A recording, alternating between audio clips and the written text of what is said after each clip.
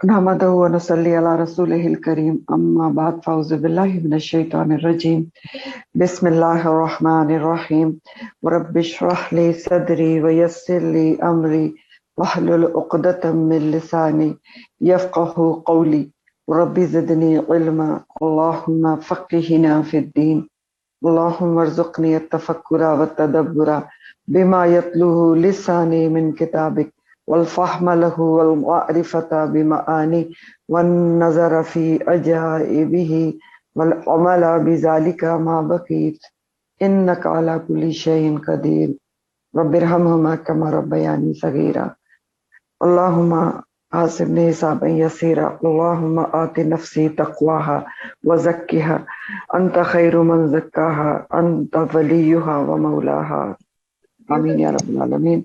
अस्सलामु अलैकुम व रहमतुल्लाहि व बरकातुहू। आज जैसा कि आपको पता है हमने बहुत इंपॉर्टेंट तरीन कुरान की सूरह अन-निसा स्टार्ट की है। वैसे कुरान की हर सूरत ही इम्पोर्टेंट है और अपनी जगह एक बहुत अहम हैसियत रखती है, लेकिन अन-निसा जैसा कि नाम से जाहिर है कि उसमें खास तौर पर ख़वातीन के मुतालिक अहकामात हैं, खानगी जिंदगी के मुतालिक अहकामात हैं। तो कोशिश ये करें कि आपको ये अच्छे तरीके से समझ में आए और मैक्सिमम लोग अटेंड करें, इसको सुनने की कोशिश करें, क्योंकि जो भी सुनेगा उसका अपना फायदा है, क्योंकि अहकामात मानना और उन पे अमल करना बेहद जरूरी है। और इसमें वाकई ऐसे अहकामात हैं जिनको अगर जाना नहीं गया और माना नहीं गया तो फिर बहुत मुश्किल में इंसान पड़ सकता है। इसलिए बार बार मेरी ताकीद है कि आप लोग सुनने की कोशिश करें, इसको समझने की कोशिश करें और सबसे बढ़ के अमल करने की कोशिश करें। तो जैसे ने बताया था कि इसके शुरू की आयत जो है वो खुतबा निकाह में भी पढ़ी जाती है, क्योंकि सारा तकवे का ही जिक्र है और ज़ौजैन के दरमियान भी तकवा बहुत जरूरी होता है। फिर आगे मजीद भी मुआशरे के जो कमजोर लोग हैं उनके हुकूक का जिक्र है। जैसे हम यतीमों के हुकूक के बारे में पढ़ रहे थे और अभी भी बात यतीमों के हुकूक के बारे में थोड़ी कंटिन्यू है आगे, और आयत नंबर 5 से तफसीर आपकी आज है। सूरह निसा आयत नंबर 5, वला तुस्सुफहा अम्वालुकुम अल्लती जअलल्लाहु लकुम क़ियामम, और ना तुम दो बेवकूफों को, कम अक्लों को माल अपना, हा? वो जिसको अल्लाह ताला ने तुम्हारे लिए क़याम का जरिया बनाया है, माल को वो बेवकूफों के हाथ में ना दो। वर्ज़ुक़ूहुम, और रिस्क दो उनको, फिया उसमें से, खिलाओ पिलाओ उनको उसमें से, वक्सुहुम, और पहनाओ उनको। वक्सु का जो वर्ड है वो किस्वा से है, काफ सीन वाउस का रूट है, और किस्वा जो होता है ना वो दूसरे को लिबास पहनाने के लिए इस्तेमाल होता है। एक लफ्ज आता है ना पोशाक, तो पोशाक इंसान अपने लिए बनाता है और जो किस्वा होता है ना वो दूसरे के लिए। तो इसलिए आप तर्जुमा देख रहे हैं, और पहनाओ उनको। वकूलू, और कहो, लहुम, उनके लिए, कौलन मारूफा, बुनियादी तौर पर यतीमों का जिक्र है, और बात भी उनसे कैसे करो, अच्छे तरीके से करो, मारूफ तरीके से करो। तो वला तो सुफहा, ना तुम दो बेवकूफों को अम्वालकुम, अपने माल। सुफहा का लफ्ज तो आप पीछे पढ़ चुके हैं दूसरे पारे के स्टार्ट में। सफी की जमा है, और सफी किसको कहते हैं? जो अकल की, जिसकी अकल कमजोर हो, और अकल दो वजह से कमजोर हो सकती है। सफी कौन है? अकल कमजोर हो जिसकी, और अकल की कमजोरी दो वजह से हो सकती है। कम सीनी की वजह से हो सकती है, यानी उम्र कम है, या फिर वैसे ही कम अकल है, होता है ना बाज लोगों की अकल कम होती है। और सुफहा का लफ्ज जो है मर्द और औरत दोनों के लिए इस्तेमाल हो सकता है। तो अल्लाह ताला फरमा रहे कि अपना माल जो है वो उसकी कस्टडी ऐसे लोगों के हाथ में ना दो, ऐसे लोगों के हाथ में माल ना दो जो उसकी हिफाजत ना कर सकें, जो माल को बरतने की समझ बूझ ना रखते हों, कमसिन हो या कम अकल हो, तो उनको ना दो। और क्यों ना दो, वजह भी बता रहे हैं कि माल ऐसे लोगों के हाथ में क्यों ना दिया जाए, क्योंकि माल क्या चीज है? ये माल वो चीज है, अल्लती जअलल्लाहु, जिसको बनाया है अल्लाह ने, लकुम, तुम्हारे लिए, क़यामन, क़याम का जरिया। قیام کا ذریعہ بنایا ہے تمہارے لیے، تمہاری زندگی کی بقا کا ذریعہ بنایا ہے، تمہاری زندگی اس کے پر قائم ہے۔ مال کیا ہے؟ قیام کا ذریعہ ہے نا۔ تو اس دنیا کی جو آپ کی ضروریات ہیں مال سے ہی تو پوری ہوتی ہیں۔ تو بہرحال یہاں پر مال کی اہمیت بیان ہو رہی ہے، اور یہ بتایا جا رہا ہے کہ یہ کوئی مال جو ہوتا ہے یہ فقر و غرور کا ذریعہ نہیں ہے، نہ عیش و عشرت میں اڑانے کے لیے، نہ ریاکاری سے اڑانے کے لیے، بلکہ مال کیا ہے؟ دینی اور دنیاوی ضروریات پوری کرنے کا ذریعہ ہے، قیام کا ذریعہ ہے۔ کیونکہ دیکھیں مال ہوگا تو آپ کی دنیا کی ضروریات بھی پوری ہوں گی، مال ہوگا تو آپ کی دینی ضروریات بھی پوری ہوں گی، مال ہوگا تو دین کی نشر و اشاعت آپ کریں گے، جہاد کے تال کی تیاری کریں گے، حج و عمرہ کریں گے۔ تو بتایا جا رہا ہے کہ مال مقصود اور مطلوب مومن تو نہیں ہے، لیکن زندگی کی ضرورت ہے، زندگی کی ضرورت ہے، اس لیے اس کی حفاظت کرنا چاہیے، اور اس کو کسی ایسے لوگوں کے ہاتھ میں نہیں دینا چاہیے جو نادان ہو، کیونکہ اگر ان کے ہاتھ لگ گیا تو وہ اسراف کر کے یا گناہ کے کاموں میں اس کو اڑا سکتے ہیں، ضائع کر سکتے ہیں۔ تو وَلَا تُؤْتُوا السُّفَهَاءَ أَمْوَالَكُمْ۔ اب اس آیت کو آپ جیسا کہ سیاق سے ظاہر ہے، اکارڈنگ ٹو کانٹیکسٹ، یتیموں کے بارے میں اگر آپ لیں پہلے تو کیا حکم دیا جا رہا ہے کہ اگر یتیم آپ کی سرپرستی میں ہے، اس کا مال آپ کے پاس ہے، اور یتیم ابھی کیا ہے؟ کم سن ہے، کم عقل ہے، تو اس کے مال کو آپ خیر خواہی نیک نیتی کے ساتھ اپنے پاس رکھیں، ابھی اس کے ہاتھ میں نہ دیں، اس کا مال آپ کہیں انویسٹ کر دیں اور اس کو بڑھانے کی کوشش کریں۔ اور اس بارے میں حضرت عمر فاروق کا قول بھی آتا ہے، حضرت عمر فاروق رضی اللہ تعالیٰ عنہ کا قول ہے، وہ کہتے ہیں کہ یتیموں کا مال تجارت پر لگایا کرو، ایسا نہ ہو کہ اس کا مال زکوٰۃ ہی کھا جائے۔ دیکھیں نا کتنی انہوں نے زبردست بات کہی ہے کہ آپ حفاظت سے رکھے بھی ہیں اگر صرف، تو پھر کیا ہوگا؟ زکوٰۃ تو دینی پڑے گی، تو پھر کیا ہے؟ زکوٰۃ وہ تو کم ہوتا جائے گا، تو بہتر کیا ہے کہ اس کو کہیں انویسٹ کر دیا جائے ایمانداری کے ساتھ۔ تو یتیم کا مال تجارت مداربت پر لگایا جا سکتا ہے، اور اس سے جو نفع ہے وہ اس کو آپ اگین ان کے حصے میں جمع کر دیں، اور پھر اس نفع میں سے یہ ہو سکتا ہے نا کہ بجائے ڈائریکٹ مال میں سے کھلائیں، وَارْزُقُوهُمْ فِيهَا وَاكْسُوهُمْ، تو اگر آپ اس نفع میں سے ان کو کھلائیں گے اور پہنائیں گے تو ان کا بہت زیادہ بھلا ہے کہ ان کی اوریجنل جو مال ہے وہ اپنی جگہ محفوظ رہے گا۔ تو یہ یتیموں کے حوالے سے یہ بات کہی جا رہی ہے۔ پھر یہ ہے کہ کھلائیں پلائیں لیکن مال کی حفاظت کے پیش نظر ان کو کم عمری میں مال نہ دیں، اور اگر وہ مال مانگتے ہیں کم عمری میں، یہ بھی تو ہو سکتا ہے نا، کیونکہ نہیں جی آپ چاچا جی ہمارا مال دیں، ہمیں پتہ ہے کہ ہمارا اتنا ہے، ہم جو مرضی کریں، اس کا عقل تو ہوتی نہیں، کم سن ہوتے ہیں، تو پھر آپ کیا کریں؟ وَقُولُوا لَهُمْ قَوْلًا مَعْرُوفًا، پھر آپ ڈانٹے ڈپٹے نہیں ان کو، قولاً معروفا، معروف طریقے سے بات کریں، اچھے طریقے سے سمجھائیں، بھلی بات کر کے بتائیں کہ بیٹا تمہارا یہ اتنا ہے اور اتنا ہے، اس کو سارا حساب کتاب بتا دیں، میں نے اتنا انویسٹ کیا ہوا ہے اور ابھی تمہیں دوں گا، ضائع ہو جائے گا، تو تھوڑا انتظار کرو، جب اس قابل ہو جاؤ گے تمہارے ہاتھ میں بھی مل جائے گا۔ تو یہ تو یتیموں کے حوالے سے اس کا معنی کیا گیا ہے، لیکن اس آیت کا ایک معنی اور بھی کیا گیا ہے، جرنل معنی کیا گیا ہے، اور سفہاء پھر جو ہیں وہ صرف یتیم نہیں ہوں گے، اس معنی میں یہ کہا گیا ہے کہ اگر آپ کا ایک مال ہے اور اس میں آپ حصے دار ہیں، آپ کا بھائی بھی ہے، آپ کے پاس چھوٹا بھائی ہے، بیوی بچے بھی ہیں، تو اب حکم عام طور پر دوسرے طریقے سے دوسرے معنی میں یہ دیا جا رہا ہے، اگر آپ کا چھوٹا بھائی فضول خرچ ہے، اس کے ہاتھ میں پیسہ رکتا ہی نہیں، اڑانے والا، یا بیوی بچے ایسے ہیں کہ ان کو پیسے کی قدر نہیں ہے، جب ان کے ہاتھ میں دو سب اڑا کے ختم کر دیتے ہیں، تو آپ ان کے ہاتھ میں مال نہ دیں، کھلائیں پلائیں پہنائیں لیکن ہاتھ میں نہ دیں کہ وہ اڑا دیں غلط کاموں میں، گناہ کے کاموں میں۔ اور ایگزیکٹلی یہ معاملہ دوسری طرف بھی ہو سکتا ہے، صرف بیوی بچوں کے لیے نہیں ہے، دیکھیں دوسری طرف بھی یہ تو معاملہ ہو سکتا ہے نا کہ شوہر ایسا ہے کہ اس کے ہاتھ میں مال نہیں رکتا، تو اب اس کو کیا چاہیے؟ اگر بیوی سمجھدار ہے تو اس کے ہاتھ میں دے دیں تاکہ وہ کچھ سلیقے سے خرچ کرے اور جمع بھی کرے۔ تو بہرحال اس آیت سے ہمیں پتہ کیا چل رہا ہے؟ اہم بات یہ پتہ چل رہی کہ مال جو ہے اس کی حفاظت کرنا بھی ضروری ہے، کیونکہ اللہ تعالیٰ نے اس کو ہمارے قیام کا ذریعہ بنایا ہے، یعنی اس کو اڑانا اور اسراف کرنا اور لاپرواہی سے خرچ کرنا اور حفاظت نہ کرنا، یہ سب غلط باتیں ہیں۔ اللہ تعالیٰ یہ سمجھا رہے ہیں اس میں کہ مال کی حفاظت کی جائے، کیونکہ وہ تمہارا قیام کا ذریعہ ہے۔ ابو داؤد کی ایک حدیث کا مفہوم ہے کہ اپنے مال کی حفاظت کرتے ہوئے مارا جانے والا شخص بھی شہید شمار ہوتا ہے، مال کی حفاظت کرتا ہے۔ تو اسی طرح ایک اور مشکات کی حدیث کا مفہوم ہے کہ کسی شخص کے غنی ہونے میں یعنی امیر ہونے میں کوئی حرج نہیں ہے جب تک کہ اس کے دل میں اللہ کا تقوی ہو۔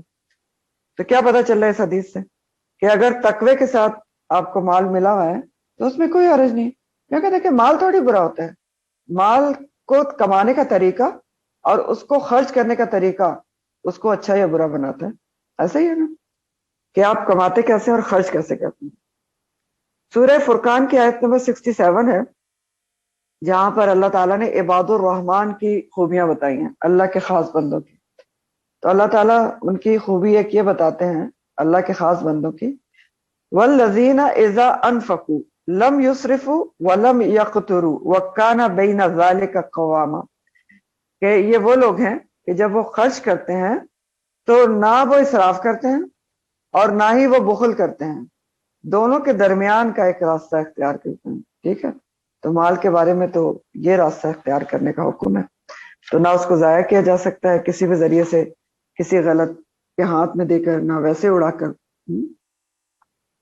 پھر اگلا حکم ہے یتیموں کے بارے میں، وَابْتُلُوا الْيَتَامَى، وَابْتُلُوا ابتلا سے ہے آزمائش، آزمائش کرتے رہا کرو، کس کی؟ یتامہ، یتیموں کی، جانچ پڑتال کرتے رہا کرو، حتیٰ یہاں تک کہ اذا بلغوا وہ پہنچ جائے النکاح، نکاح کی عمر کو پہنچ جائے، فَإِنْ آنَسْتُمْ پھر اگر پاؤ تم ان میں، آنستم پاؤ تم منہم ان میں، رشدن سمجھ بوجھ، فتفہو تو دے دو ان کو، الہم ان کو، اموالہم ان کے مال۔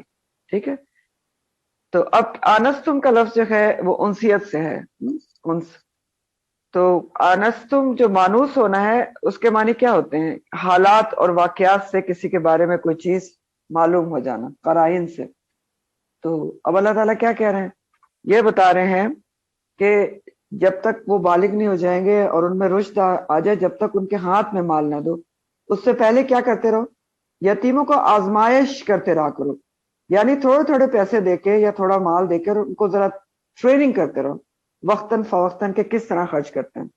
یہ ہے وابتلوا الیتامى حتی اذا بلغوا النکاح، جب تک کہ وہ بالغ ہو کر نکاح کی عمر کو نہ پہنچے، جب تک وہ دو شرائط بتائی گئی ہیں کہ یتیم کا مال اس کے ہاتھ میں کب دیا جائے گا؟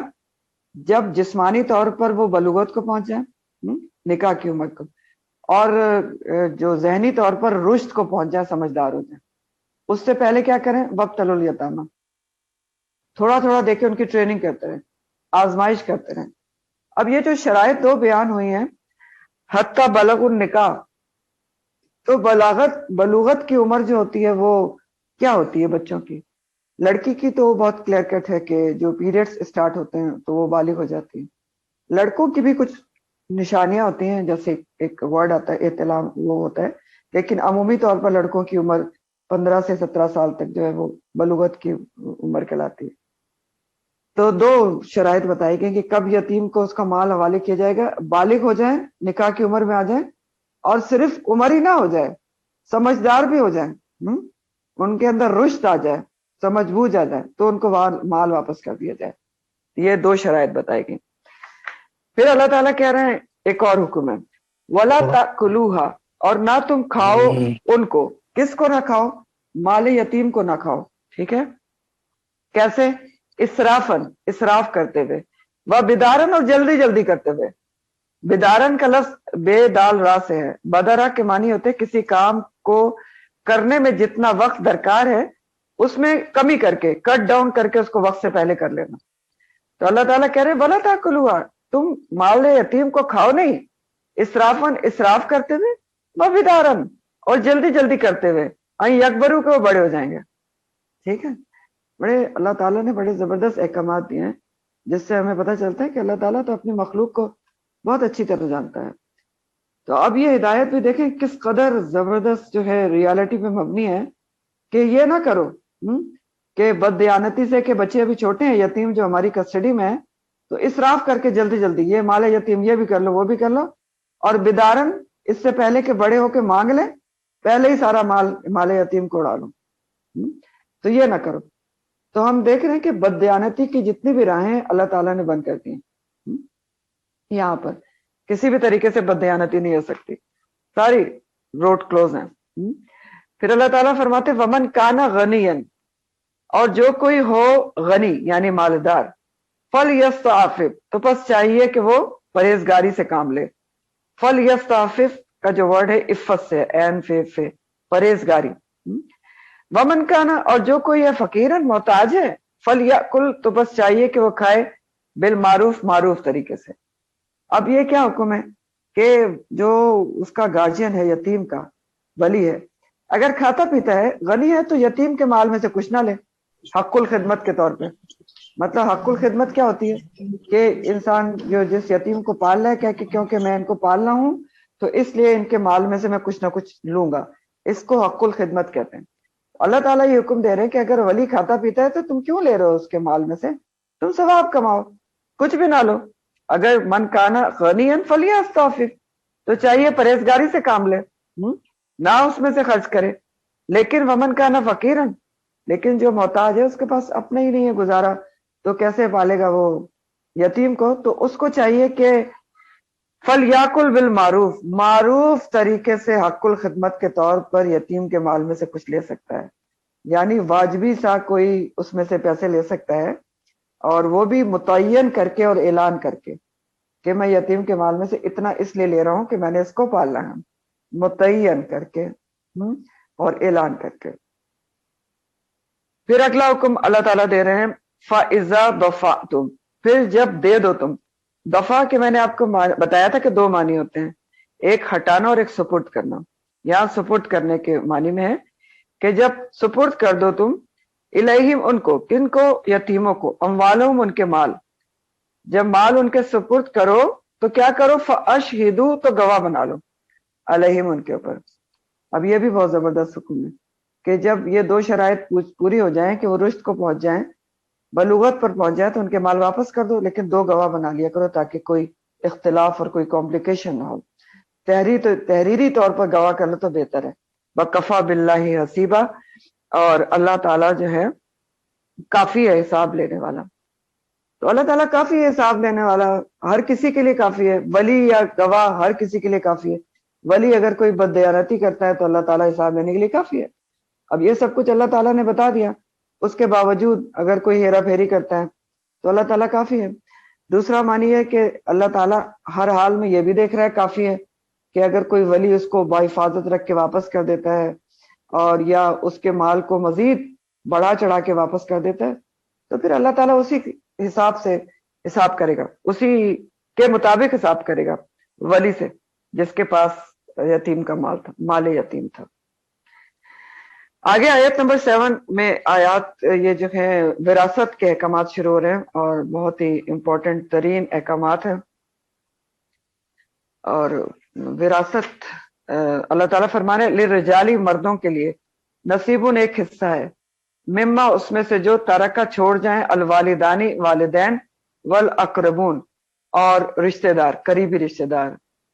نصیبن جو حصہ ہے وہ فکسڈ حصے کو کہتے ہیں، فکسڈ حصہ ہے، یہ بتایا جا رہا ہے مردوں کے لیے جو ان کے والدین چھوڑ جائیں یا قریبی رشتہ دار۔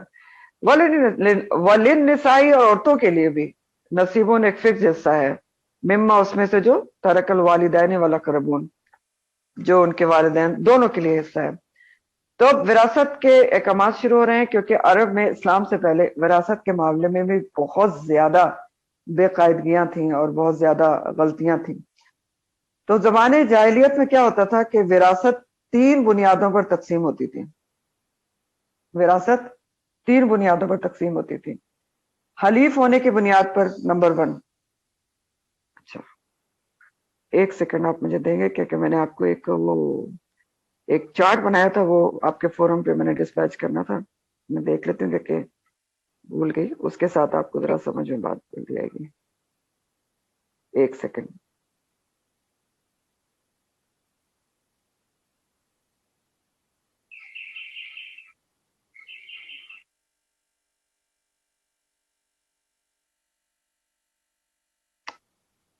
یا چلے میں آپ کو بھی بعد میں وہ چارٹ جو ہے وہ بھیجتی ہوں تاکہ آپ وہ دیکھ لیں اور اس کے حساب سے آپ پھر اس میں کر لیں گے. مل گیا بالکل بھیجتی ہوں. مل گیا. Just a second.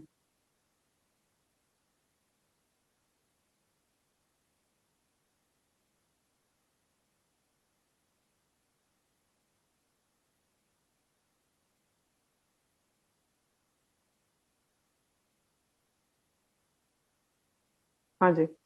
تو ہم بات کر رہے تھے کہ وراثت کے احکامات شروع ہو رہے ہیں کیونکہ عرب میں اسلام سے پہلے وراثت کے معاملے میں بہت زیادہ بے قاعدگیاں تھیں. تو زمانے جاہلیت میں عرب میں کیا بے قاعدگیاں تھیں؟ وراثت زمانے جاہلیت میں 3 بنیادوں پر تقسیم ہوتی تھی. نمبر 1 کیا تھی بنیاد؟ حلیف ہونے کی بنیاد پر. حلیف کیا ہوتا تھا؟ کوئی ایک دوسرے کو کہہ دیتا تھا کہ میری جان تیری جان ہے، تیرا دشمن میرا دشمن ہے، اور تیرا وارث میرا وارث. تو یہ کیا کہلاتا تھا؟ یہ عہد ولا کہلاتا تھا، دوستی کا تعلق. اب ایسی صورت میں کیا ہوتا تھا کہ ایک دوست مر گیا تو اس کا وارث اس کا دوست ہو جاتا تھا جو حلیف ہوتا تھا، اور اوریجنل رشتے دار جو ہیں وہ منہ دیکھتے رہ جاتے تھے. ایک بنیاد. دوسرا کیا ہوتا تھا؟ متبنہ بناتے تھے. متبنہ کس کو کہتے ہیں؟ منہ بولا بیٹا. کسی کو منہ بولا بیٹا بنا لیتے تھے اور وہ ان کا وارث بن جاتا تھا، اور حقیقی وارث پھر اسی طرح پیچھے رہ جاتے تھے. بیٹے مطلب اولاد ہوتے ہوئے کسی کو منہ بولا بیٹا آپ نے بنا لیا، اور باقی کیا ہے کہ اس کے حصے میں سب چلا گیا، یا اولاد نہ بھی ہوئی تو منہ بولا بیٹا بنا لیا، وہ سارا کچھ وراثت اس کے پاس چلی گئی اور آپ کے باقی حقیقی وارث وہ سارے پیچھے رہ گئے. تیسری کیا بنیاد تھی کہ اگر حلیف اور متبنہ یعنی منہ بولا بیٹا دونوں ہی نہ ہوتے تو پھر کہیں جا کے حقیقی اولاد کو ملتا تھا، اور وہ بھی صرف بالغ لڑکوں کو، نہ عورتوں کو یعنی بیویوں کو بھی نہیں ملتا تھا اور لڑکیوں کو بھی نہیں ملتا تھا، اور نابالغ لڑکوں کو بھی محروم رکھا جاتا تھا. کہتے تھے یہ سارے لوگ جو ہیں تو بیکار ہیں، نہ یہ جنگ کر سکتے نہ تیر اور نیزہ چلا سکتے ہیں، تو ان کو دینا بیکار ہے، یعنی حقدار کو محروم کر دیا جاتا. تو اسلام نے آ کر ان سارے جو غلط رواج ہیں ان کو ختم کر دیا، اور اللہ تعالیٰ نے خود وراثت کے حصے مقرر کر دیے پورے انصاف اور علم اور حکمت کے ساتھ. ہر صاحب حق کو اس کا حق دے دیا گیا. اللہ تعالیٰ نے ہر ایک کا حق خود بتا دیا ہے آیات اس میں وراثت میں. تو ان آیات کے نزول کے ذریعے ہر ظلم کو ختم کر دیا گیا.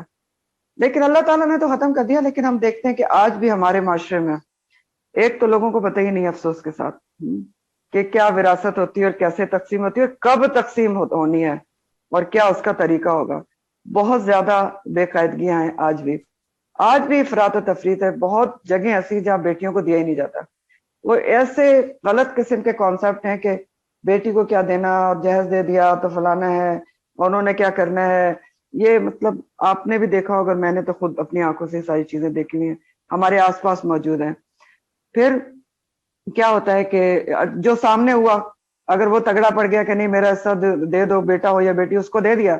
جو نہیں ہے سامنے اس کو رہن دیا، اس کو نیگلیکٹ کر دیا. بہرحال جنرلی عام طور پر بیٹیوں کو جائیداد سے محروم رکھا جاتا ہے. یہ سب چیزیں جو بھی میں نے آپ کو بتائی ہیں غلط ہیں اور گناہ کے کام ہیں. سب سے پہلے یاد رکھیں کہ جائیداد کی تقسیم جب ہمیشہ اللہ کی تقسیم کے مطابق ہونا چاہیے. جب کسی شخص کی وراثت تقسیم ہو رہی ہو، اور وراثت کب تقسیم ہوتی ہے؟ مرنے کے بعد تقسیم ہوتی ہے. یہ بھی پوائنٹ یاد رکھیں، وراثت مرنے کے بعد تقسیم ہوتی ہے. ٹھیک ہے، تو وراثت ہمیشہ اللہ کی تقسیم کے مطابق ہونا چاہیے. اور یاد رکھیں کہ وراثت کی صحیح تقسیم پر جنت اور دوزخ میں جانا ڈیپینڈ کرتا ہے، میت کا بھی اور جو اس کے پیچھے وارث رہ گئے ان کا بھی. اب یہاں پر جو اللہ تعالیٰ پہلا حکم دے رہے ہیں وراثت کے، میں نے یہ کیوں کہا ہے کہ جنت اور دوزخ ڈیپینڈ کرتی ہے؟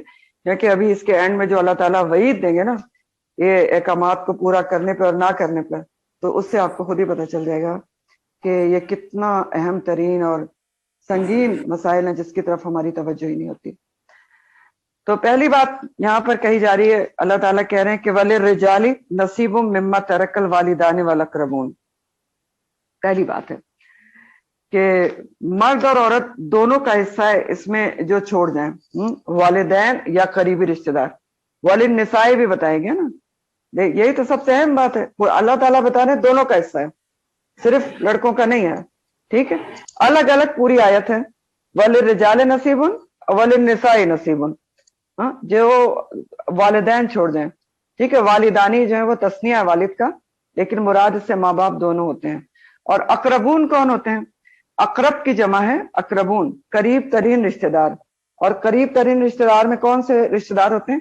ایک تو خون کے رشتہ دار یعنی اولاد اور والدین آتے ہیں، اور دوسرے زوجین جو نکاح سے رشتہ دار ہو جاتے ہیں، یہ اقربون کہلاتے ہیں۔ تو پہلی بات اللہ تعالیٰ نے یہ کہی کہ یہ جو رشتے ہیں وہ جو بھی چھوڑ جائیں گے اس میں مردوں کا بھی حصہ ہے فکسڈ، اور عورتوں کا بھی حصہ ہے۔ اگلی بات اللہ تعالیٰ نے بتائی ہے مما، اس میں سے جو قلّ، قلیل ہو، من ہو، اس میں سے یعنی وراثت میں سے، اگر وراثت قلیل ہی کیوں نہ ہو، او کثر، یا کثرت میں ہو۔ قلیل کا لفظ قلت سے اور کثر کا لفظ کثرت سے ہے۔ تو اللہ تعالیٰ کہہ رہے ہیں کہ جو یہ میت نے مال چھوڑا ہے چاہے تھوڑا یا زیادہ ہے اس میں حصے ہوں گے، اور لازمی طور پر وارثوں میں تقسیم ہوں گے، چاہے تھوڑا ہے کچھ بھی ہے تب بھی تقسیم ہوگا، بہت زیادہ ہے تب بھی تقسیم ہوگا، اللہ کے حکم کے مطابق تقسیم ہوگا۔ اگلی بات اللہ تعالیٰ بتاتے ہیں وہ بھی بہت امپورٹنٹ ہے، کہتے ہیں نصیبم مفروضہ، یہ جو کچھ بھی حصے اللہ تعالیٰ نے بتائے ہیں وہ کیا ہیں؟ نصیباً حصہ ہے، مفروضہ فرض کیا ہوا، مقرر کیا ہوا۔ مفروضہ کا لفظ فرض سے ہے، ٹھیک ہے، اور اس مفعول ہے، یہ فرض کیے ہوئے حصے ہیں۔ یعنی تیسری بات یہ بتائی جا رہی ہے کہ حصوں کی تقسیم اللہ کی طرف سے مقرر شدہ ہے، نصیبہ مفروضہ ہے، کوئی اپنی مرضی نہیں چلا سکتا اس میں۔ ترکے کی تقسیم اللہ کی طرف سے مقرر شدہ ہے، فرض کی ہوئی ہے، تو اسی حساب سے یہ تقسیم ہوگی۔ تو یہ تو آیت نے بتایا یہاں تک۔ اب اس میں کچھ اور باتیں بھی ہیں جو آپ نوٹ کریں۔ موروث جو ہوتا ہے، جو انسان مرتا ہے اس کے مرتے کے ساتھ ہی ترکہ خود بخود وارثوں کا ہو جائے گا۔ اب جس طرح سے اللہ تعالیٰ نے مقرر کیا وہ اس طرح سے تقسیم ہوگا۔ یعنی یہ کیا پوائنٹ ہے کہ فار ایگزامپل کسی کا انتقال ہو گیا، میرا انتقال ہو گیا، اب میرا مال سارا میرے ہاتھ سے چلا گیا اور نہ کسی وارث کے ہاتھ میں ہے، اب کیا ہے آپ کے ہاتھوں سے وہ مال نکل چکا، اب اس کی تقسیم صرف اور صرف اللہ کے حکم کے مطابق ہوگی جیسے اللہ تعالیٰ نے حصے مقرر کیے ہیں۔ اب نہ میری چلے گی نہ آپ کی چلے گی، مرنے کے ساتھ ہی ترکہ خود بخود وارثوں کا ہوگا، اور جس طرح اللہ نے مقرر کیا ہے اسی طرح تقسیم ہوگا۔ اگلا پوائنٹ دیکھیں، پھر وارث کا حق ہے مرنے والے کے مال پر، ہر وارث کا، اور کوئی کسی وارث پر دباؤ نہیں ڈال سکتا کہ وہ دستبردار ہو جائے، ٹھیک ہے، یہ بھی ہوتا ہے نا کہ تم تو کھاتے پیتے ہو دستبردار ہو جاؤ، ایسا نہیں ہو سکتا۔ اللہ نے اس کو ترکے کا مالک بنایا، اس نے لینا تو ہوگا، اور لینے کے بعد ہو سکتا ہے کہ وہ دوسرے کو ہبا کر دے یا کچھ بھی کر دے، لیکن اس کو لینا ہوگا کیونکہ اللہ نے اس کو اس کا وارث بنایا ہے۔ پھر اگلا پوائنٹ لکھیں کہ مرنے والوں کی، آپ کو چاہیے کہ آج یہ ساری چیزیں لکھیں اور ہر کوئی لکھے۔ اب مجھے اتنی چھوٹی بات بتانے کی ضرورت تو نہیں تھی لیکن پھر بھی آپ کو بتا رہی ہوں، ابھی بھی اگر آپ کے پاس کاغذ پینسل نہیں ہے تو اپنے پاس رکھ لیں۔ اچھا، اگلا پوائنٹ یہ ہے کہ مرنے والے کی چیزوں میں سے کوئی بھی چیز، تمام چیزیں جو ہیں وہ وارثوں کی، تمام وارثوں کے اجازت کے بغیر خرچ نہیں کی جا سکتی، تمام وارثوں کی اجازت کے بغیر، حتیٰ کہ صدقات وغیرہ بھی پوچھ کر مشورے سے کیے جائیں گے۔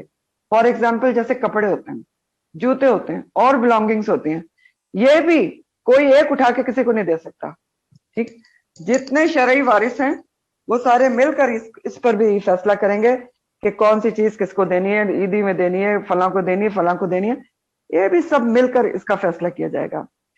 پھر نیکسٹ پوائنٹ لکھیں، ہر بڑی سے بڑی چیزوں کے علاوہ ہر چھوٹی سی چھوٹی چیز بھی نصیبہ مفروضہ میں شامل ہے، اس کی تقسیم ہوگی اور شرعی وارثوں کی باہم رضا مندی سے ہوگی، الا یہ کہ کوئی وصیت کی لیے، وصیت کا تو پہلے نکالا جاتا ہے، اور وصیت کا وغیرہ کا آپ کو ابھی سب پتہ چل جائے گا یہ سارا۔ کائنڈلی آج کم از کم آپ لوگ مائکس کا خیال رکھیں، بہت امپورٹنٹ اور کنسنٹریشن سے کرنے کی اور سننے کی تفسیر ہے۔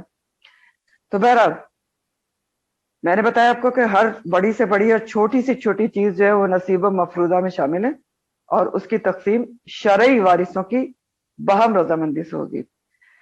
پھر اگلی آیت میں اللہ تعالیٰ فرماتے ہیں وَإِذَا حَضَرَ الْقِسْمَةَ، اور جب حاضر ہوں تقسیم کے وقت، قسمتا کا جو لفظ ہے وہ مصدر ہے، تقسیم سے ہی ہے. جب حاضر ہو تقسیم کے وقت، کس کی تقسیم کے وقت؟ وراثت کی تقسیم کے وقت. اولو القربہ رشتہ دار، والیتامہ اور یتیم، والمساکین اور مسکین، فرزقوہ تو ان کو بھی رزق دو، منہ اس میں سے، کس میں سے؟ ورثے میں سے. وقولوا لہم اور کہو ان کے لیے قولا معروفا، بات بھلی. اب یہ کیا کہا جا رہا ہے کہ جب مرنے والے کے مال کی تقسیم ہو رہی ہے، اور مال کی تقسیم کب ہوتی ہے؟ جلد از جلد کی جاتی ہے. حکم یہی ہے کہ 3 دن کے سوگ کے بعد، عموماً جو سوگ ہے میت کا 3 دن ہوتا ہے، جو اس کو 3 دن کے فوراً بعد جلد از جلد وراثت تقسیم ہونا چاہیے. یہ حکم ہے. تو جس وقت تقسیم ہو رہی ہو، اگر دوسرے لوگ بھی موجود ہوں، اور اولو القربہ یہاں پر کون ہے؟ رشتہ دار کون ہے؟ ایسے رشتہ دار موجود ہوں جن کا وراثت میں حصہ نہیں ہے. ٹھیک ہے، جن کا وراثت میں حصہ نہیں ہے وہ بھی موجود ہوں، کیونکہ ایسا ہو سکتا ہے نا. ہمارے یہاں عجیب عجیب روایات ہیں.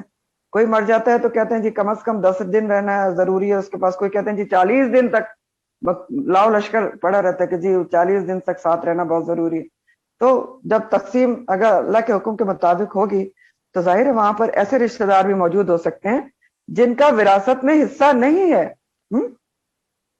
آپ نے ابھی پچھلی جو آیت پڑھی ہے وہ وراثت کے حقداروں کے بارے میں. یہ کس کے بارے میں؟ جو محروم میں وراثت ہیں، یعنی ایسے بھی رشتہ دار ہے نا. ہر رشتہ دار کو تو تھوڑی وراثت میں حصہ ملتا ہے، ابھی آپ کو پتہ چل جائے گا. تو جو محروم میں وراثت ہیں اگر وہ بھی موجود ہیں، مسکین بھی موجود ہیں، محتاج بھی موجود ہیں، ہو سکتا ہے نا آس پاس ہوتے ہیں نوکر جا کر، یہ وہ کوئی مسکین ہوتا ہے، کوئی یتیم، تو اللہ تعالیٰ یہ حکم دے رہے ہیں کہ تھوڑا بہت ان کو بھی دے دو اس میں سے.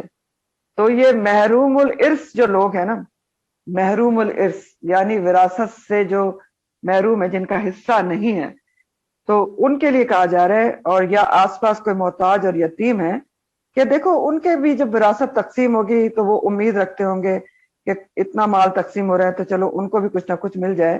تو اگرچہ قانوناً حق ان کا نہیں بنتا، لیکن اخلاقاً صدقے کے طور پر فرزقوہم منہ، ان کو بھی کچھ نہ کچھ اس میں سے دے دو، احسان کا رویہ اختیار کرو. تو اللہ تعالیٰ یہاں پر تنگ دلی سے منع کرنا، دوسرے کی دل شکنی سے منع کر رہے ہیں کہ دیکھو تمہیں تو سب کچھ بیٹھے بٹھائے بغیر محنت کے مل رہا ہے، تو جو دوسرے آس پاس موجود ہیں تھوڑا کچھ ان کو بھی اس میں سے دے دو. تو دل رکھنے کی، جو محروم وراثت ہیں ان کا دل رکھنے کی بات کی جا رہی ہے. پھر یہ جو بات کی جا رہی ہے کہ اس میں سے دیا جائے، تو دینے کا بھی جو معاملہ ہے وہ بھی یہ ہے کہ سارے وارثوں کی باہم رضامندی سے ہوگا، میچول انڈرسٹینڈنگ سے. اور جو وارث دینا چاہتا ہے وہ اپنے حصے کو لینے کے بعد پھر اس میں سے دے سکتا ہے، اگر سب نہیں دینا چاہتے ان رشتہ داروں کو جو محروم وراثت ہیں یا غریب مسکین ہیں. اور جو نابالغ وارث ہیں اس کے حصے میں سے نکال کے نہیں دیا جائے گا، کیونکہ نابالغوں کو تو پتہ ہی کچھ نہیں نا بیچاروں کو. اور کوئی وارث اگر وہاں پر موجود نہیں ہے تو اس میں سے بھی ایسے لوگوں کو نہیں دیا جائے گا جن کا حصہ نہیں بنتا. یہ ساری چیزیں اس کے اندر ہیں. وَقُولُوا لَهُمْ قَوْلًا مَعْرُوفًا، پھر آپ جن لوگوں کو دے رہے ہیں جن کا حق نہیں تھا لیکن آپ نے ان کو دے دیا، احسان کا رویہ اختیار کرتے ہوئے، تو بات بھی بھلے طریقے سے کریں.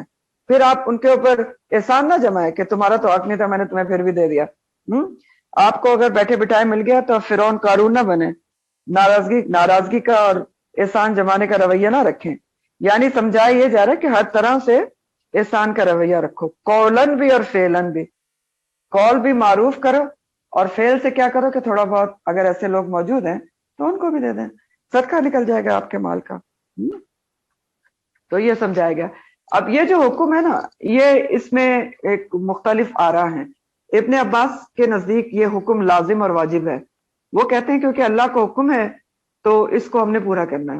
یعنی کون سا حکم؟ یہی کہ جو رشتہ دار آپ کے وراثت میں نہیں بھی بنتے یا مسکین یتیم تقسیم کے وقت موجود ہیں، تقسیم جس وقت ہو رہی ہے آن دا اسپاٹ، تو تھوڑا بہت اس میں سے ان کو دے دیا جائے.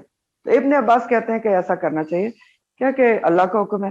لیکن بہت سارے دوسرے کہتے ہیں کہ نہیں، یہ مستحب ہے، صرف استحباب ہے کہ میچور انڈرسٹینڈنگ سے جو محروم وراثت ہیں یا جو مسکین ہیں ان کو بھی کچھ نہ کچھ دے دیا جائے. اچھا، اب ایک بات یہاں پر اور بھی ہے جو میرے ذہن میں آ رہی تھی جب میں پڑھ رہی تھی. وہ ٹائم کسی نے دیکھا ہے کہ جب وراثت کی تقسیم ہو رہی ہوتی ہے، بہت ہی عبرت انگیز ٹائم ہوتا ہے. میں نے دیکھا ہے.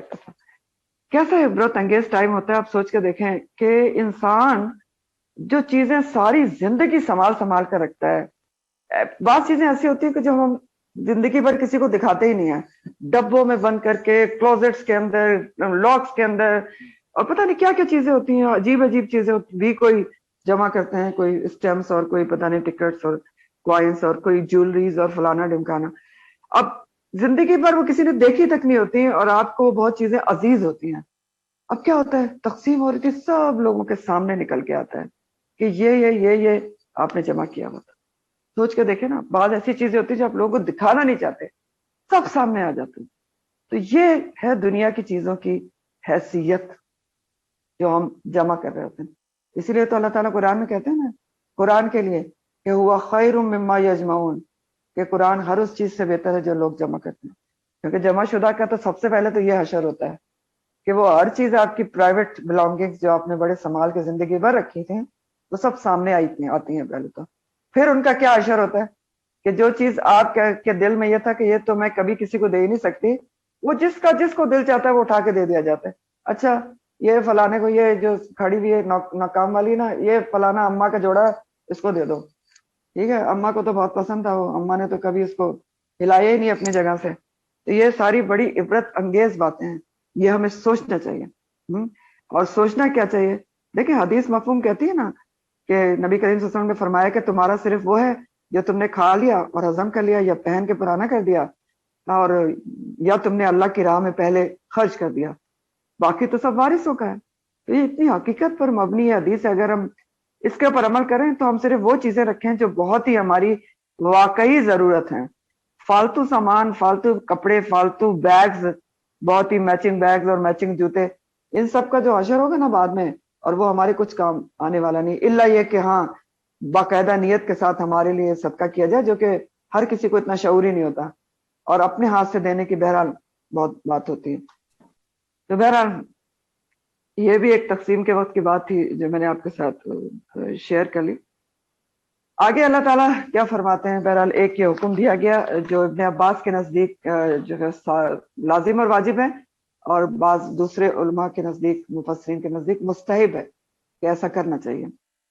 ठीक है, आगे अल्लाह ताला फरमाते हैं कि वल यख्शा, और चाहिए कि डरें कौन, अल्लज़ीना वो लोग, लव तरकू के अगर वो छोड़ जाएं, मिन खल्फिहिम अपने पीछे से, जुर्रियतन दियाफन कमजोर औलाद, छोटी औलाद, जुर्रिया छोटी औलाद को कहते हैं, और खाफू वो डरते हो, अलैहिम उनके बारे में, फल यत्तकू तो बस चाहिए कि वो डरें अल्लाह अल्लाह ताला से, वले यकूलू और वल यकूलू और चाहिए कि कहें कौलन सदीदा, बात मोकम और दुरुस्त।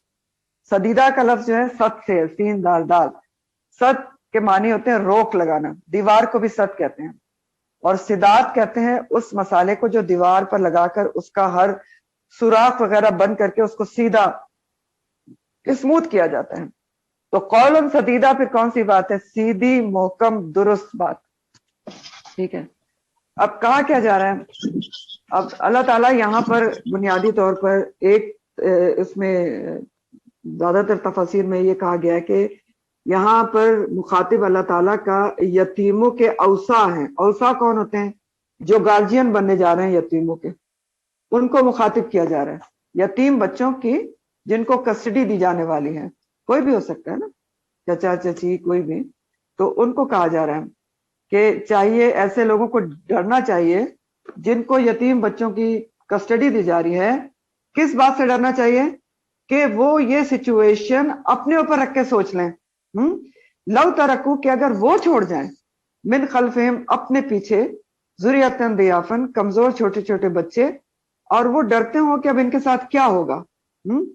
तो ये वाली सिचुएशन जो अब कस्टडी में लेने वाले हैं यतीमों को, अपने जो गार्जियन बनने जा रहे हैं, वो अपने ऊपर इस सिचुएशन को रख के सोचें, हाँ, कि मेरे बच्चे अगर इस जगह पर होते और मैं मर गया होता तो मेरे बच्चों के साथ लोग क्या सलूक करते, क्या सलूक मैं चाहता हूं कि उनके साथ किया जाए। तो बस उस सिचुएशन में रख के अपने आप को फिर इन मजबूर बच्चों के साथ, यतीम बच्चों के साथ मामला करें। ये कितना जबरदस्त तरीके से अल्लाह ताला जो है خبردار بھی کر رہے ہیں کہ کیسے یتیموں کے ساتھ معاملہ کرو، کہ اپنے بچوں کو سامنے رکھ لو. یہ سوچ لیا کرو کہ تم اگر مر جاؤ اور تمہارے پیچھے اولاد تمہاری تم چھوٹی چھوٹی چھوڑ جاؤ، ذریۃ ضیافا، تو لوگ ان کے ساتھ کیا معاملہ کریں گے، اس بات سے ڈرتے ہو گے. تو بس جو تم معاملہ چاہتے ہو کہ لوگ ان کے ساتھ کریں، تو اسی طرح کا معاملہ تم یتیموں کے ساتھ کرو جو تمہاری کسٹڈی میں آنے والے. یتیموں سے برتاؤ، ان سے بات چیت، ہر طرح کا معاملہ ان کے ساتھ کرو. تو کیا کرو، اللہ سے ڈرو یتیموں کے معاملے میں، اپنے بچوں کا سوچتے ہوئے، ان کے بارے میں امیجن کر کے. اور وَلْيَقُولُوا، اور کہو، چاہیے کہ کہیں بات درست، قولاً سدیدہ. بات درست کیا ہوتی ہے قولاً سدیدہ؟ میں نے آپ کو بتایا کہ قولاً سدیدہ کا مطلب ہوتا ہے نرمی سے کی ہوئی بات، دین کے مطابق بات، ٹھیک ہے، قرآن و سنت کے مطابق بات، سیدھی بات.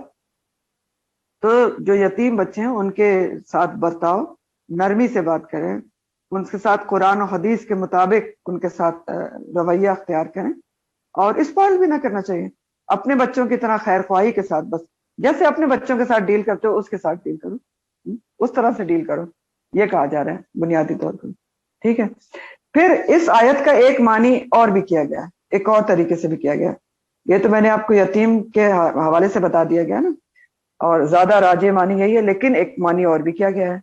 وہ معنی کیا ہے کہ ڈرے وہ لوگ، وَلْيَخْشَ الَّذِينَ، جو مرنے والے کے پاس بیٹھے ہوتے ہیں، یعنی جو قریب المرگ ہوتا ہے اس کے پاس موجود ہوتے ہیں، ان لوگوں کو ڈرنا چاہیے کہ وہ غلیت، اگر وہ مرنے والا غلط وصیت کر رہا ہے جس میں وہ بچوں کو محروم کر رہا ہے اپنے، تو ان کو چاہیے جو لوگ قریب موجود ہیں وہ اللہ سے ڈرتے ہوئے، وَلْيَتَّقُوا اللَّهَ، اور وَلْيَقُولُوا قَوْلًا سَدِيدًا، کہ وہ اللہ سے ڈرتے ہوئے اس مرنے والے کی جو غلط وصیت کرنے جا رہا ہے اپنے بچوں کے حق میں، اور اس میں بچوں کو محروم کرنے جا رہے ہیں، تو ایسے لوگوں کو جو پاس بیٹھے ہیں ان کو چاہیے کہ اس کو منع کریں، اور منع کریں کہ تم غلط وصیت نہ کرو.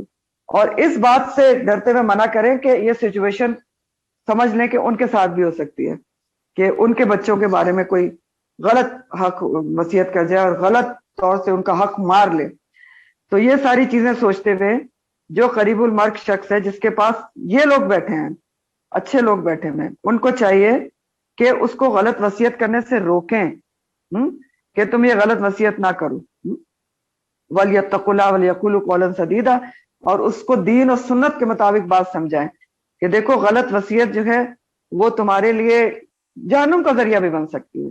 اب چاہے یہ بات ان کے اپنے فیور میں نہ بھی جاری ہو، دیکھیں غلط وصیت کیا ہو سکتی ہے کہ کوئی جو مرنے والا ہے وہ اپنے بچوں سے ناراض ہے، تو وہ وارثوں کو محروم کرنا چاہتا ہے. اب اس کے پاس کوئی بیٹھا ہے، اس کو کہتا ہے، کوئی رشتہ دار ہے، کوئی دوست ہے، وہ کہتا ہے کہ دیکھو نا میری وصیت یہ ہے کہ میرے بچوں کو کچھ بھی نہ دیا جائے، اور میری جو وراثت ہے وہ فلاں کو دے دی جائے یا فلاں چیریٹی میں چلی جائے. تو یہ غلط وصیت ہے. تو وہ اللہ تعالیٰ کہہ رہے ہیں کہ اللہ سے ڈرتے ہوئے آپ اس بات سے ڈریں کہ آپ کے بچوں کے بارے میں بھی کوئی غلط وصیت کر سکتا ہے، غلط سلوک کر سکتا ہے، تو آپ اس کے بچوں کے لیے بھی غلط وصیت نہ کرنے دیں. اللہ نے بچوں کے حصے رکھے ہیں، ان کا حصہ دینا ہے. اور ویسے بھی آپ کو پتا ہے نا غلط وصیت یہ بھی ہوتی ہے کہ 1/3 سے زیادہ وارثوں کے حق میں وصیت کر دی جائے. یہ سب ابھی آپ کو پتہ چل جائے گا. اور غلط وصیت کی ایک صورت میں نے آپ کو بتا دی کہ ناراض ہیں، وارثوں کو محروم کر دیا یا کسی ایک بچے کے حق میں وصیت کر دی، یہ ساری غلط وصیتیں ہیں. تو اس کا دوسرا معنی یہ کہا گیا ہے کہ جو پاس بیٹھے ہوئے ہیں ان کو اللہ سے ڈرتے ہوئے چاہیے کہ ایسی سچویشن میں جو وصیت کرنے والا ہے اس کو سمجھائیں کہ ایسا نہ کرو، قولاً سدیدہ کریں اس سے اللہ سے ڈرتے ہوئے کہ وصیت صحیح کی جائے. ایک معنی اس کا یہ بھی کیا گیا ہے. لیکن بہرحال پہلا معنی جو ہے وہ راجح ہے، پریفرڈ ہے. اب یہ جو میراث کی آیات ہیں اس کے شان نزول کے بارے میں جو روایت آتی ہے وہ بھی میں آپ کو پڑھ کے سناتی ہوں. شان نزول ہوتا ہے نا ایک خاص کانٹیکس میں جب آیات نازل ہوتی ہیں، تو اس کے بارے میں آتا ہے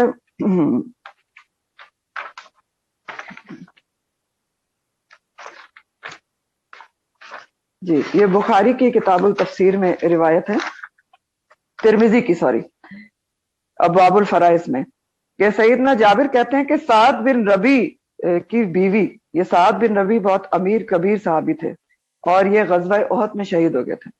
سعد بن ربی کی بیوی اپنی 2 بیٹیوں کے ہمراہ رسول اللہ صلی اللہ علیہ وسلم کی خدمت میں حاضر ہوئی کہنے لگی کہ یہ سعد بن ربی کی بچیاں ہیں، ان کا باپ جنگ احد میں شہید ہو گیا ہے۔ بچیوں کے چچا نے سعد کے سارے ترکے پر قبضہ کر لیا ہے اور بچیوں کے لیے کچھ بھی نہیں چھوڑا۔ اب دیکھیں کہ مال کے بغیر تو نہ ان کا نکاح ہو سکتا ہے نہ کچھ ہو سکتا ہے۔ تو آپ صلی اللہ علیہ وسلم نے فرمایا کہ اللہ تعالیٰ خود ہی اس معاملے میں فیصلہ فرمائے گا۔ تو پھر یہ میراث کی آیات نازل ہوئیں، تو رسول اللہ صلی اللہ علیہ وسلم نے سعد کے بھائی کو بلایا اور فرمایا کہ ترکے میں سے 2/3 2/3 تو سعد کی بچیوں کو دو اور 8واں حصہ اس کی والدہ کو دو۔ ٹھیک ہے، یہ ترکے کی تقسیم ہے جو ابھی آپ آگے پڑھ لیں گے۔ تو یہ اس کی شان نزول کے بارے میں یہ روایت آتی ہے، یہ جو بیان ہوئی ہے، تو آپ نے دلوا دیا۔ تو آگے اللہ تعالیٰ فرماتے ہیں، یہ بھی یتیموں کے جو مال یتیم ظلم کے ساتھ کھانے پہ بہت بڑی وعید دی جا رہی ہے، کہ اللہ تعالیٰ فرماتے ہیں ان الذین، بے شک وہ لوگ، یاکلون جو کھاتے ہیں، اموال الیتامى، یتیموں کے اموال، ظلم کے ساتھ، انما بے شک وہ، یاکلون وہ کھاتے ہیں، فی بطونہم نارا، اپنے پیٹوں میں آگ کھا رہے ہیں، جو مال یتیم کھا رہے ہیں، پیٹوں میں آگ کھا رہے ہیں۔ وَسَيَصْلَوْنَ سَعِيرًا، اور عنقریب مزید وہ داخل ہوں گے بھڑکتی ہوئی آگ میں۔ تو اس میں جو ہے بطون تو بطن کی جمع ہے پیٹ، اور وَسَيَصْلَوْنَ کا جو لفظ ہے سلی سے روٹ ہے، اس کا روٹ سلی ہے اور سوات لام یا، اور یہ لفظ خاص طور پر آگ میں داخل ہونے کے لیے مخصوص ہے۔ سلی کے معنی آگ میں داخل ہونا، اور سعیرہ بھڑکتی ہوئی آگ کو کہتے ہیں، جہنم کا ایک نام بھی ہے۔ تو مال یتیم ناحق کھانے پر خاص قسم کی وعید بیان ہو رہی ہے۔ جو بھی مال یتیم ہڑپ کرے گا وہ گویا اپنے پیٹوں میں آگ کھا رہا ہے، آگ بھر رہا ہے، اس کو کھانی پڑے گی آگ۔ اب چاہے وہ کوئی بھی ہو، مسلمان ہو، مومن ہو، اپنے آپ کو مومن کہلاتا ہو، لیکن اگر مال یتیم ناحق کھا رہا ہے تو اس کا یہ حال ہوگا۔ تو یتیم کا مال ناحق کھانا گناہ کبیرہ ہے، اور اس کے کچھ بھی طریقے ہو سکتے ہیں جو آپ نے پیچھے پڑے ہیں۔ ہاں، جلدی جلدی اسرافن و بدارن کھا لیں، اپنے مال میں ملا کے کھا لیں، کچھ بھی کر لیں، تو گناہ کبیرہ ہے۔ کیوں؟ کیونکہ مسلم کی حدیث کے مفہوم ہے 7 ہلاک کرنے والے گناہ یہ ہیں۔ اللہ کے ساتھ شرک کرنا، مسلم کی حدیث بتا رہی ہوں، 7 ہلاک کرنے والے گناہ، اللہ کے ساتھ شرک، جادو، جان کا ناحق قتل کرنا، سود کھانا، مال یتیم کھانا، لڑائی میں پیٹ پھیر جانا، پاک دامن عورت پر تہمت لگانا۔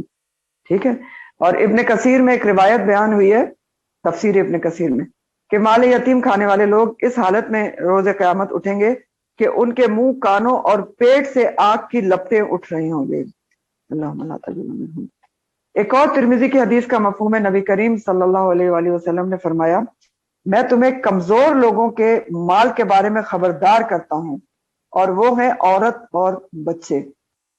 ابو داؤد کے ایک روایت میں بیان ہوتا ہے کہ معراج کے موقع پر آپ صلی اللہ علیہ وسلم کو کچھ لوگوں کو دکھایا گیا جن کو جہنم، جن کے ہونٹ موٹے موٹے تھے، اونٹ کی طرح کے ہونٹ تھے ان کے، اور ان کو فرشتے زبردستی گرم پتھر اور دہکتے انگارے کھلا رہے تھے، زبردستی ان کے منہ میں ٹھوس ٹھوس کر کھلا رہے تھے۔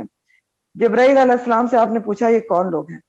تو انہوں نے کہا کہ یہ وہ لوگ ہیں جنہوں نے مال یتیم کھایا تھا۔ تو اب دیکھیں، جو پیٹوں میں مال یتیم کھا رہے ہیں، تو اللہ تعالیٰ کہہ رہے ہیں حقیقتاً وہ کیا کر رہے ہیں؟ جہنم کی آگ اپنے پیٹ میں بھر رہے ہیں نا۔ اور وَسَيَصْلَوْنَ سَعِيرًا، ان قریب وہ بھڑکتی ہوئی آگ میں داخل ہوں گے۔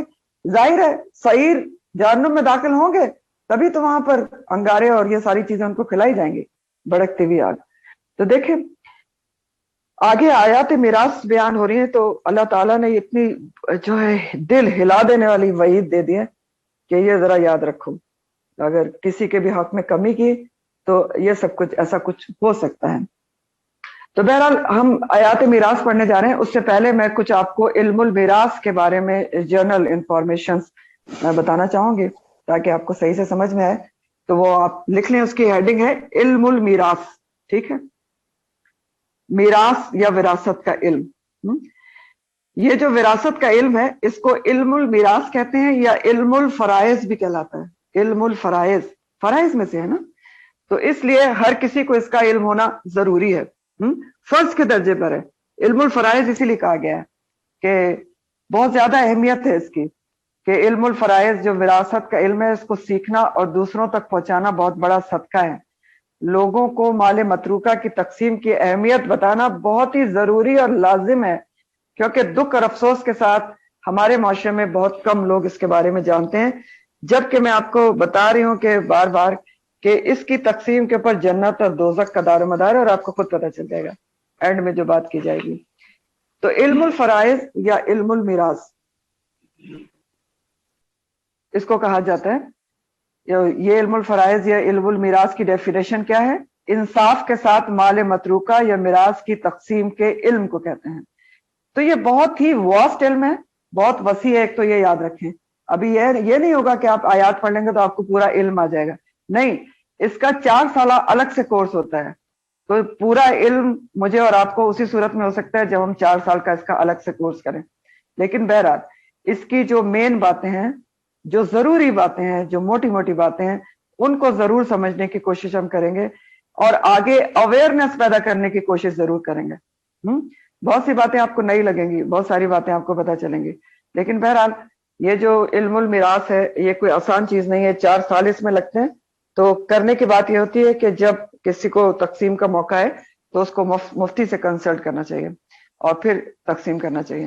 لیکن بہرحال اتنا جتنا سب کو پتہ ہونا چاہیے اتنا تو ہم ضرور پڑھیں گے، اور ہر کسی کو یہ پتہ ہونا چاہیے منیمم کہ میراث تقسیم ہونا بہت ضروری ہے، اور امیڈیٹ تقسیم ہونا ضروری ہے، جلد از جلد، اور جس طرح سے اللہ تعالیٰ نے اس کے حصے مخصوص کے اسی طرح سے تقسیم کرنا ضروری ہے۔ تو احادیث کچھ دیکھ لیں اس کے متعلق، احادیث کی روشنی میں علم المیراث کی کیا اہمیت ہے۔ ترمذی کی حدیث کا مفہوم ہے، نبی کریم صلی اللہ علیہ وسلم نے فرمایا علم الفرائض یعنی یہ میراث کا علم اور قرآن خود سیکھو اور لوگوں کو سکھاؤ، اس لیے کہ میں وفات پانے والا ہوں۔ ابن ماجہ کی حدیث کا مفہوم ہے، آپ صلی اللہ علیہ وسلم نے فرمایا علم 3 ہیں اور ان کے سوا جو کچھ ہے وہ فضل ہے، اور وہ 3 علم آپ نے کون سے فرمائے؟ ایک آیات محکمات کا علم، دوسرا سنت قائمہ کا علم، اور انصاف کے ساتھ ورثے کی تقسیم کا علم۔ تو آپ نے کہا کہ علم صرف یہ 3 ہے، باقی سب فضل ہے، یعنی اہم ترین جو علم جن کا جاننا ضروری ہے وہ یہ 3 ہے، باقی آپ جو کچھ جانیں گے وہ اللہ کا فضل ہے کہ سب کچھ جان لیں۔ تو آیات محکمات آپ کو پتہ ہے کون سی ہوتی ہیں؟ پڑھ چکے ہیں آپ آل عمران میں، جن میں احکامات ہوتے ہیں جن کا عمل سے تعلق ہے۔ اور سنت قائمہ کا علم کون سا ہوتا ہے؟ یعنی جن سنتوں پر اللہ نبی کریم صلی اللہ علیہ وسلم نے عمل کر کے دکھایا ہے ان کو قائم کرنا۔ اور تیسرا یہی ہے کہ آپ نے کہا انصاف کے ساتھ ورثے کی تقسیم کا علم۔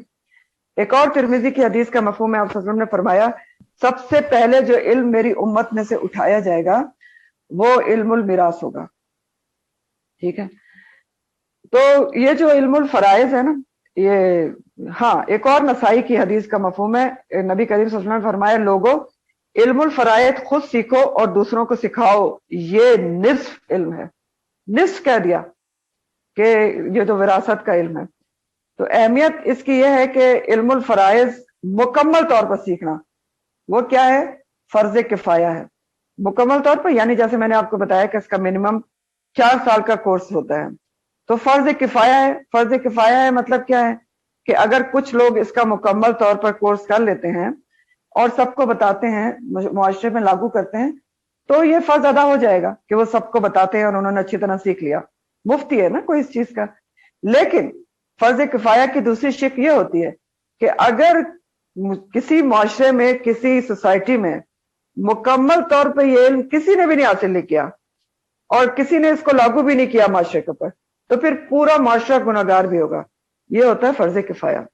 تو اپنے اپنے طور پر ہر کسی کو یہ شعور، یہ اویئرنس ہونا ضروری ہے کہ ترکے کی تقسیم لازمی ہے، جلد از جلد ہوگی اور اللہ کی مرضی سے ہوگی، کسی کی مرضی کا اس میں عمل دخل نہیں ہے۔ جب کوئی شخص مر گیا اور اس نے اپنی زندگی میں کسی کو کچھ ہبہ نہیں کیا تھا، یا اس نے کوئی وصیت، اور وصیت کی بھی کنڈیشنز ہیں ابھی آپ کو پتہ چل جائیں گی، تو اب میراث اللہ کی مرضی کے مطابق تقسیم ہوگی۔ اور سیکھنا اور بتانا بہت بڑی نیکی ہے، کیونکہ اس طرح آپ لوگوں کو دوزخ سے بچاتے ہیں اگر آپ وراثت کے بارے میں لوگوں کو بتاتے ہیں۔ اور ہم نے بھی جب پڑھا تھا تو الحمدللہ میں نے اپنی فیملی میں اس کی اویئرنس دی اور خود بھی عمل کیا اس کے اوپر، تو پڑھ کے ہی آیا تھا۔ تو ہمارا سب کا یہی فرض بنتا ہے کہ جب ہم کوئی چیز سیکھ لیں تو ہم اس کے پر عمل کریں اور دوسروں کو بھی اس کے بارے میں بتائیں.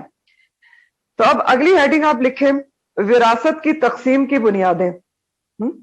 کہ وراثت کن گراؤنڈز پر تقسیم، اس کی تقسیم کن گراؤنڈز پر اللہ تعالیٰ نے رکھی ہے. وراثت کی تقسیم کی بنیادیں، اور اسی کا چارٹ میں نے بھی آپ کو فورم پہ بھیجا ہے. وراثت کی تقسیم کی بنیادیں یا اسباب 3 ہیں. بنیادوں کا کیا مطلب ہے؟ یعنی کون کس کا وارث بنے گا، کتنا وارث بنے گا، کیوں وارث ہوگا. تو بنیادیں 3 ہیں جس کی بنیاد پر اللہ تعالیٰ نے 3 بنیادیں ہیں جس کے اوپر اللہ تعالیٰ نے وراثت کی تقسیم رکھی ہے. تو نمبر 1 بنیاد ہے قرابت داری.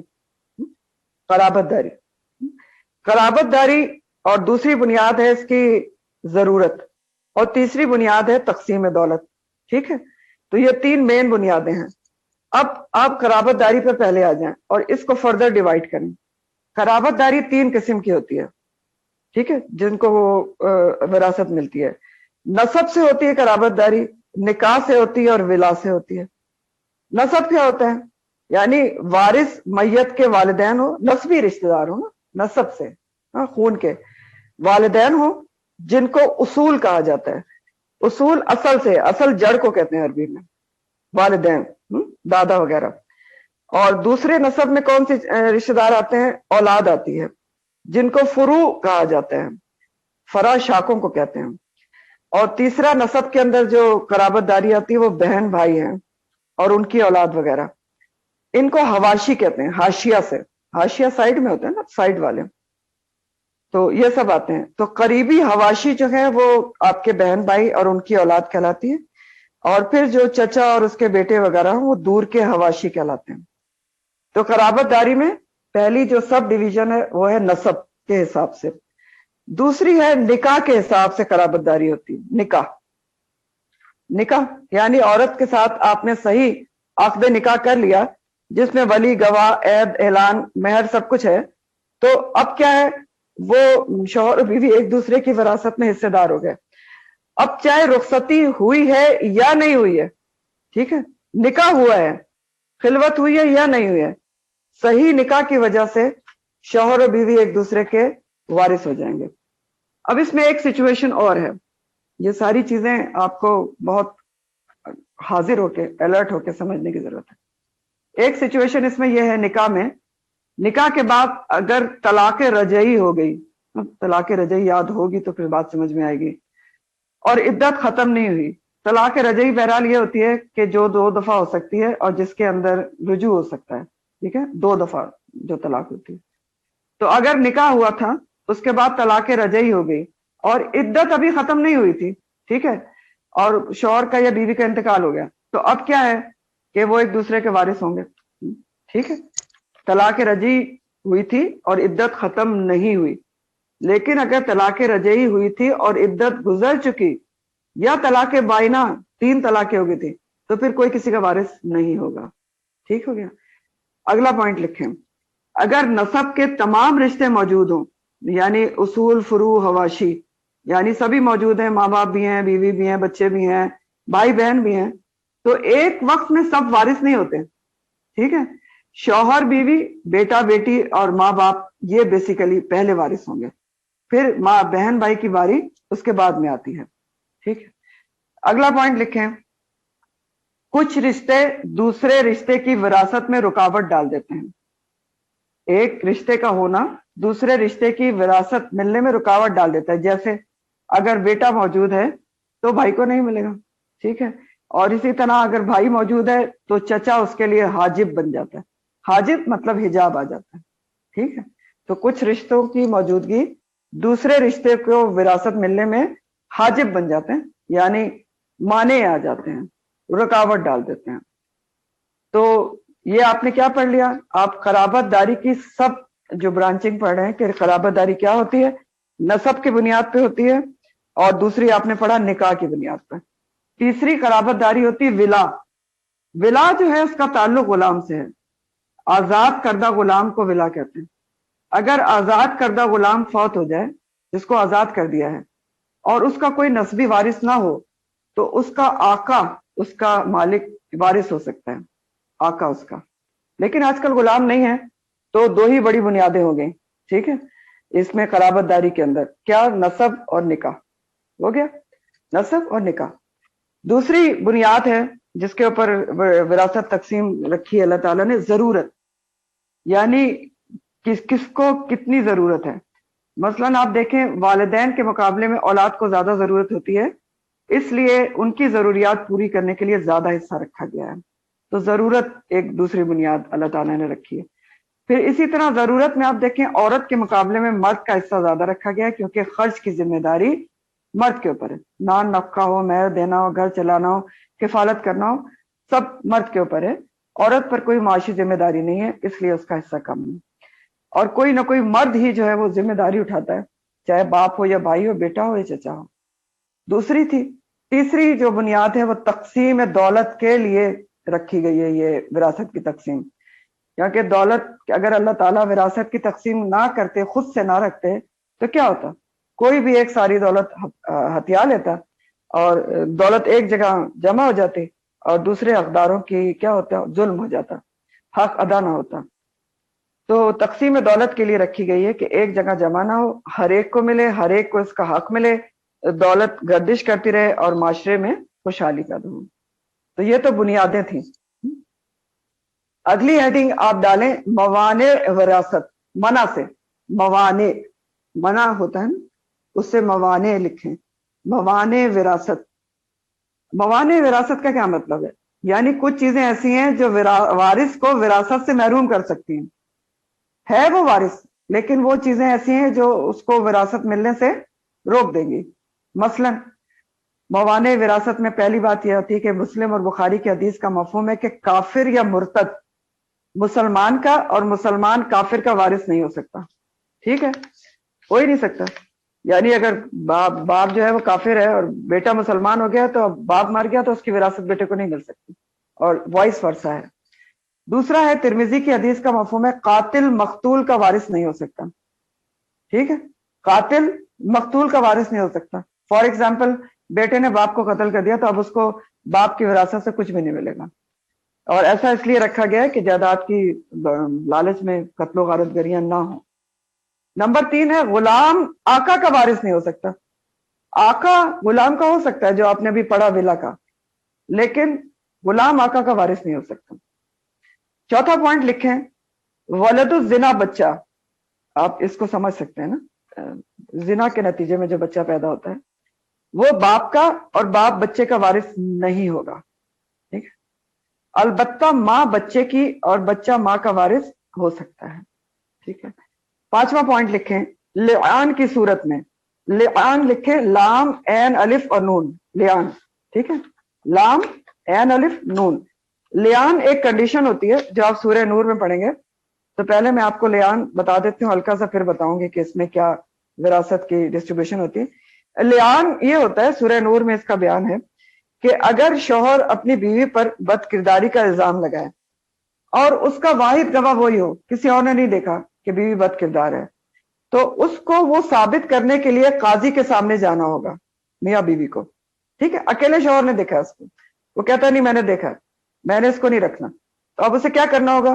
دونوں میاں بیوی قاضی کے سامنے جائیں گے، شوہر قاضی کے سامنے، میجسٹریٹ کے سامنے 4 دفعہ اللہ کی قسم کھا کر بیان دے گا کہ میں اپنے الزام میں سچا ہوں، 5ویں دفعہ کہے گا کہ اگر میں جھوٹا ہوں تو مجھ پر اللہ کی لعنت ہو، ٹھیک ہے۔ اور بیوی بھی اس الزام کو دور کر سکتی ہے اگر وہ بھی 4 دفعہ قسم کھائے اللہ کی کہ میرا شوہر جھوٹا ہے، اور 5ویں دفعہ کہے کہ اگر یہ سچا ہو تو مجھ پر خدا کی لعنت، تو یہ لعان ہوتا ہے، ٹھیک ہے۔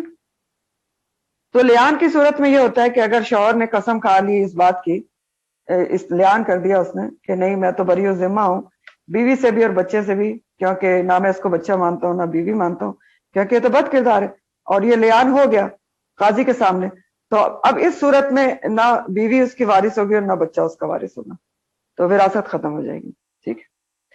اگلا پوائنٹ لکھیں، چھٹا پوائنٹ ہے مردہ بچہ پیدا ہونا، اسٹل برتھ ہوتی ہے نا، تو مردہ بچہ جو ہے اس کا وراثت سے کوئی تعلق نہیں ہوگا، کیونکہ وراثت کا تعلق تو زندگی سے ہے نا، زندوں کو وراثت مل رہی ہوتی ہے، نہ وہ کسی کا وارث ہوگا نہ وہ کوئی اس کا وارث ہوگا۔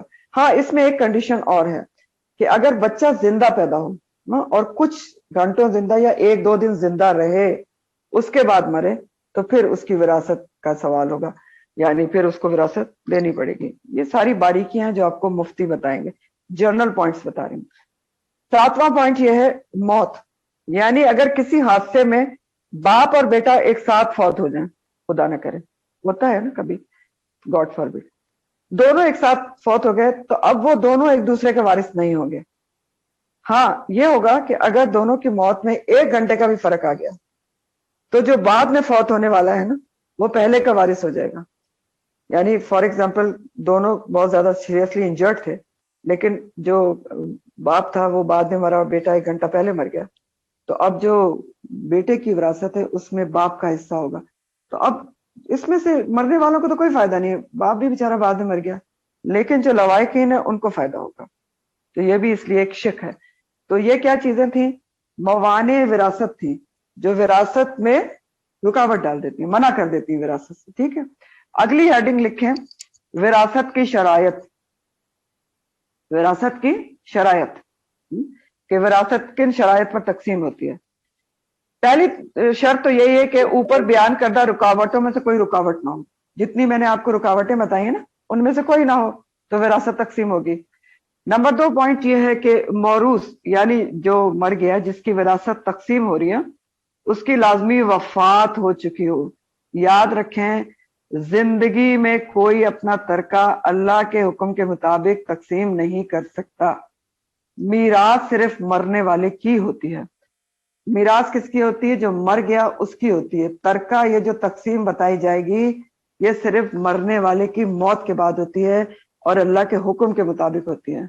یہ ترکہ جتنا ڈسٹریبیوشن بتائی جائے گی وہ زندگی میں نہیں کی جاتی ہے۔ زندگی میں آپ کیا کر سکتے ہیں؟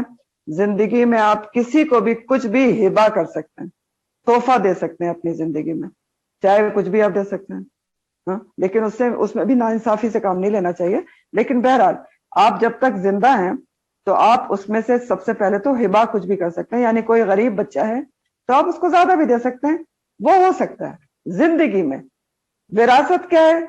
مر گیا انسان، اب اس کے ہاتھ سے ساری چیزیں چلی گئیں، اب وہ کچھ نہیں کرے گا، اگر کچھ لکھ بھی گیا تھا غلط تو اس کو کریکشن کرنا پڑے گا۔ اب وراثت اللہ کے حکم کے مطابق تقسیم ہوگی۔ زندگی میں اگر تحفہ دیا ہے اس نے، اس کا ثبوت موجود ہے تو وہ ایک الگ چیز ہے، زندہ ہوتے ہوئے ہبہ کر گیا ہے، ٹھیک۔ تو جس کا دوسرا پوائنٹ کیا ہے؟ موروث جس کا ترکہ تقسیم ہونا مقصود ہے اس کی وفات ہو چکی ہو، تو یعنی جو جس کا میراث مرنے والے کے لیے جاتی ہے، زندگی میں آپ ہبہ کر سکتے ہیں۔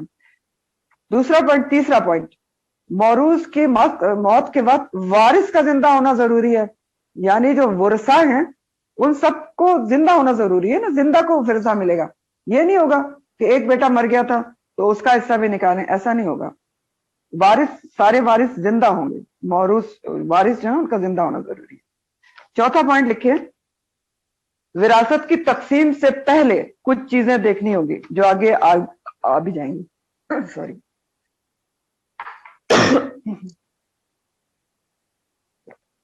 وراثت کی تقسیم سے پہلے کچھ چیزیں دیکھنی ہوتی ہیں، وہ کیا ہیں؟ سب سے پہلے تو یہ دیکھنا ہوتا ہے کہ میت کے ذمے کوئی قرض نہ ہو، اگر قرض ہے تو اس کی ادائیگی کی جائے گی، اور ابھی یہ آگے بار بار آئے گا۔ تو پہلے قرض کی ادائیگی ہوگی، پہلے یہ نہیں ہوگا کہ ورثہ تقسیم کرنے بیٹھ جائیں۔ قرض، اور قرض کسی بھی قسم کا، مہر بھی قرض میں آتا ہے، حج اگر اس نے فرض نہیں ادا کیا تھا تو حج بدل کروانا چاہیے، زکوٰۃ میں دی تھی تو وہ دینا ہے، اگر روزوں کا فدیہ ڈیو تھا تو وہ دیں گے، اگر کوئی بھی اس کے چیز اس کے اوپر جو اس نے فرض ادا نہیں کیا تھا تو وہ اس میں سے ادا کیا جائے گا۔ یہ ساری چیزیں ہیں۔ اور اگلا پوائنٹ، پانچواں پوائنٹ یہ ہے کہ اس نے اگر 1/3 پر کوئی وصیت کی تھی، اگر 1/3 پر وصیت، صرف 1/3 پر ہو سکتی ہے زندگی میں، مرنے والا 1/3 پر اپنے اسیٹس پر کوئی وصیت کر گیا تھا تو وہ وصیت پوری کی جائے گی، ٹھیک ہے۔ اب وصیت کو بھی سمجھ لیں کہ وصیت کیا ہوتی ہے۔ وصیت دیکھیں، سب سے پہلے تو وراثت اور ترکہ کیا ہوتا ہے؟ یہ تو مرنے کے بعد ہی تقسیم ہوگا، آپ اپنی زندگی میں ترکہ تقسیم نہیں کر سکتے ہیں۔ آپ بنیں گے اللہ کے حکم کے مطابق ترکہ تقسیم ہوگا۔ زندگی میں آپ ہبہ کر سکتے ہیں، اچھا زندگی میں آپ وصیت کر سکتے ہیں. اب وصیت کیا ہے؟ وہ بھی ورثہ تقسیم ہونے سے پہلے وصیت پوری کی جاتی ہے. اب وصیت کے بارے میں کیا پوائنٹس ہیں؟ وصیت ایک تو آپ اپنی زندگی میں لکھ سکتے ہیں، لیکن عمل درآمد کب ہوگا؟ وہ بھی مرنے کے بعد ہوگا. وہ وصیت کے بارے میں پوائنٹس لکھیں. وصیت صرف 1/3 اسیٹس پر کی جا سکتی ہے. ٹھیک ہے، پوری پہ آپ وصیت کر ہی نہیں سکتے، 1/3 پہ کر سکتے ہیں. ٹھیک ہے، عمل درآمد مرنے کے بعد ہی ہوگا، لیکن زندگی میں آپ کر سکتے ہیں 1/3 پر. نمبر 2 پوائنٹ جو ہے وصیت کے بارے میں، وصیت کرنا لازمی نہیں ہے، اختیاری ہے. جو کرنا چاہے وہ کر سکتا ہے. آیات میراث آنے کے بعد پہلے یہ لازم تھی، لیکن جب اللہ تعالیٰ نے میراث میں حصے مقرر کر دیا تو اب یہ لازم نہیں ہے، اختیاری ہے. اگر کوئی کرنا چاہتا ہے تو کرے. اگر کسی نے نہیں کی ہے تو پھر تقسیم اللہ کی تقسیم کے لحاظ سے ہوگی. ٹھیک ہے.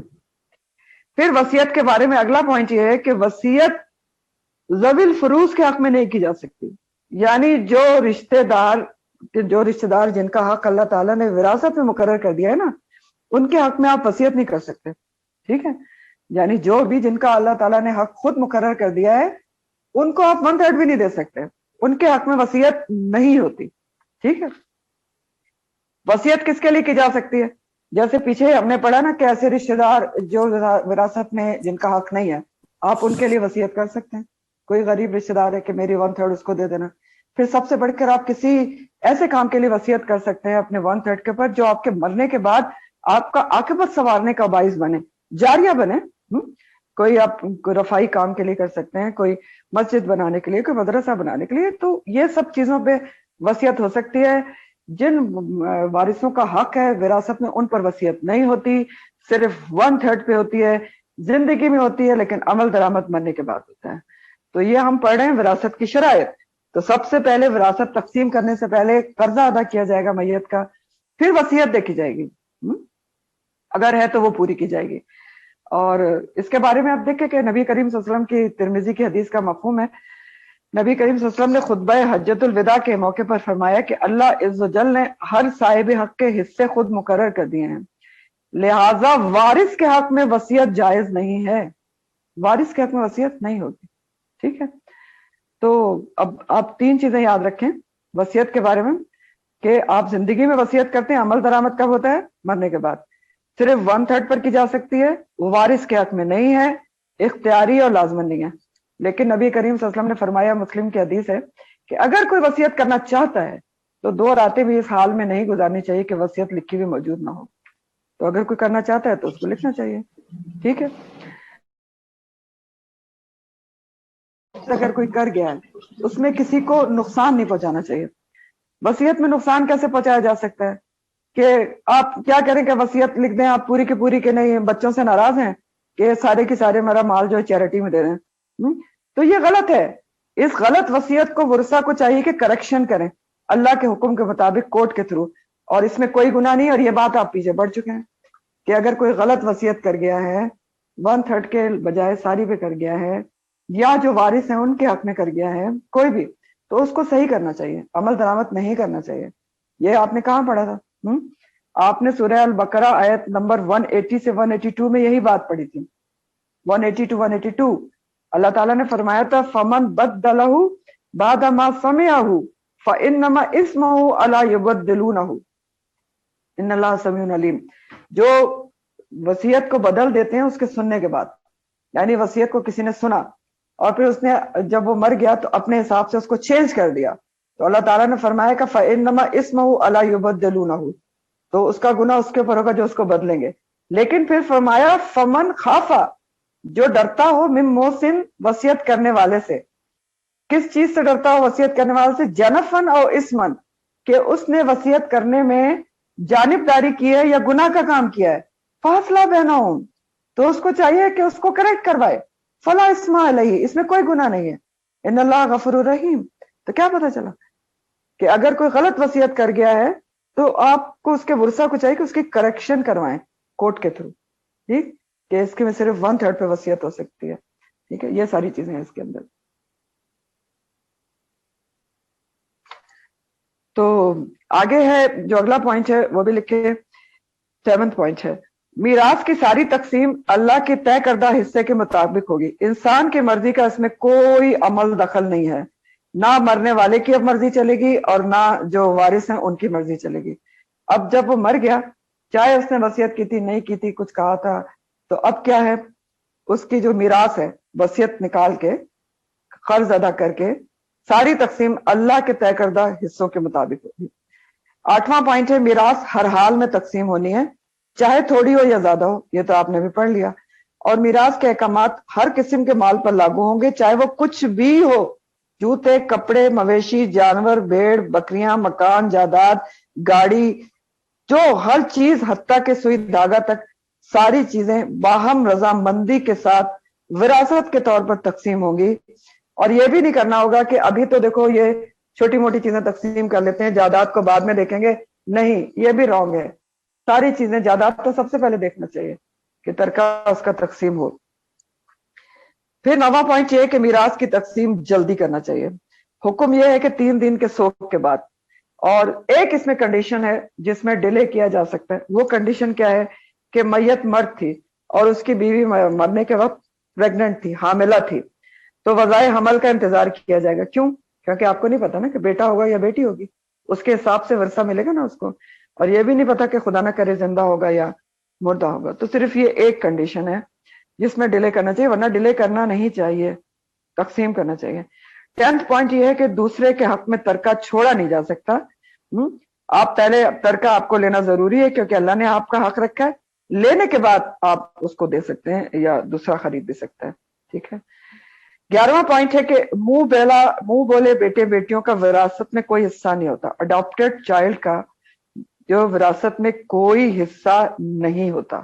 یہ بھی بہت ہی امپورٹنٹ پوائنٹ ہے. بہت سارے لوگوں نے بچے اڈاپٹ کیے ہوتے ہیں اور اس پہ توجہ نہیں دیتے، تو یہ بھی بہت ضروری پوائنٹ ہے. 12واں پوائنٹ ہے اللہ تعالیٰ نے جن کے حصے مقرر کر دیے ہیں وہ ذوی الفروض کہلاتے ہیں، یعنی ماں باپ، اولاد اور بیوی اور شوہر.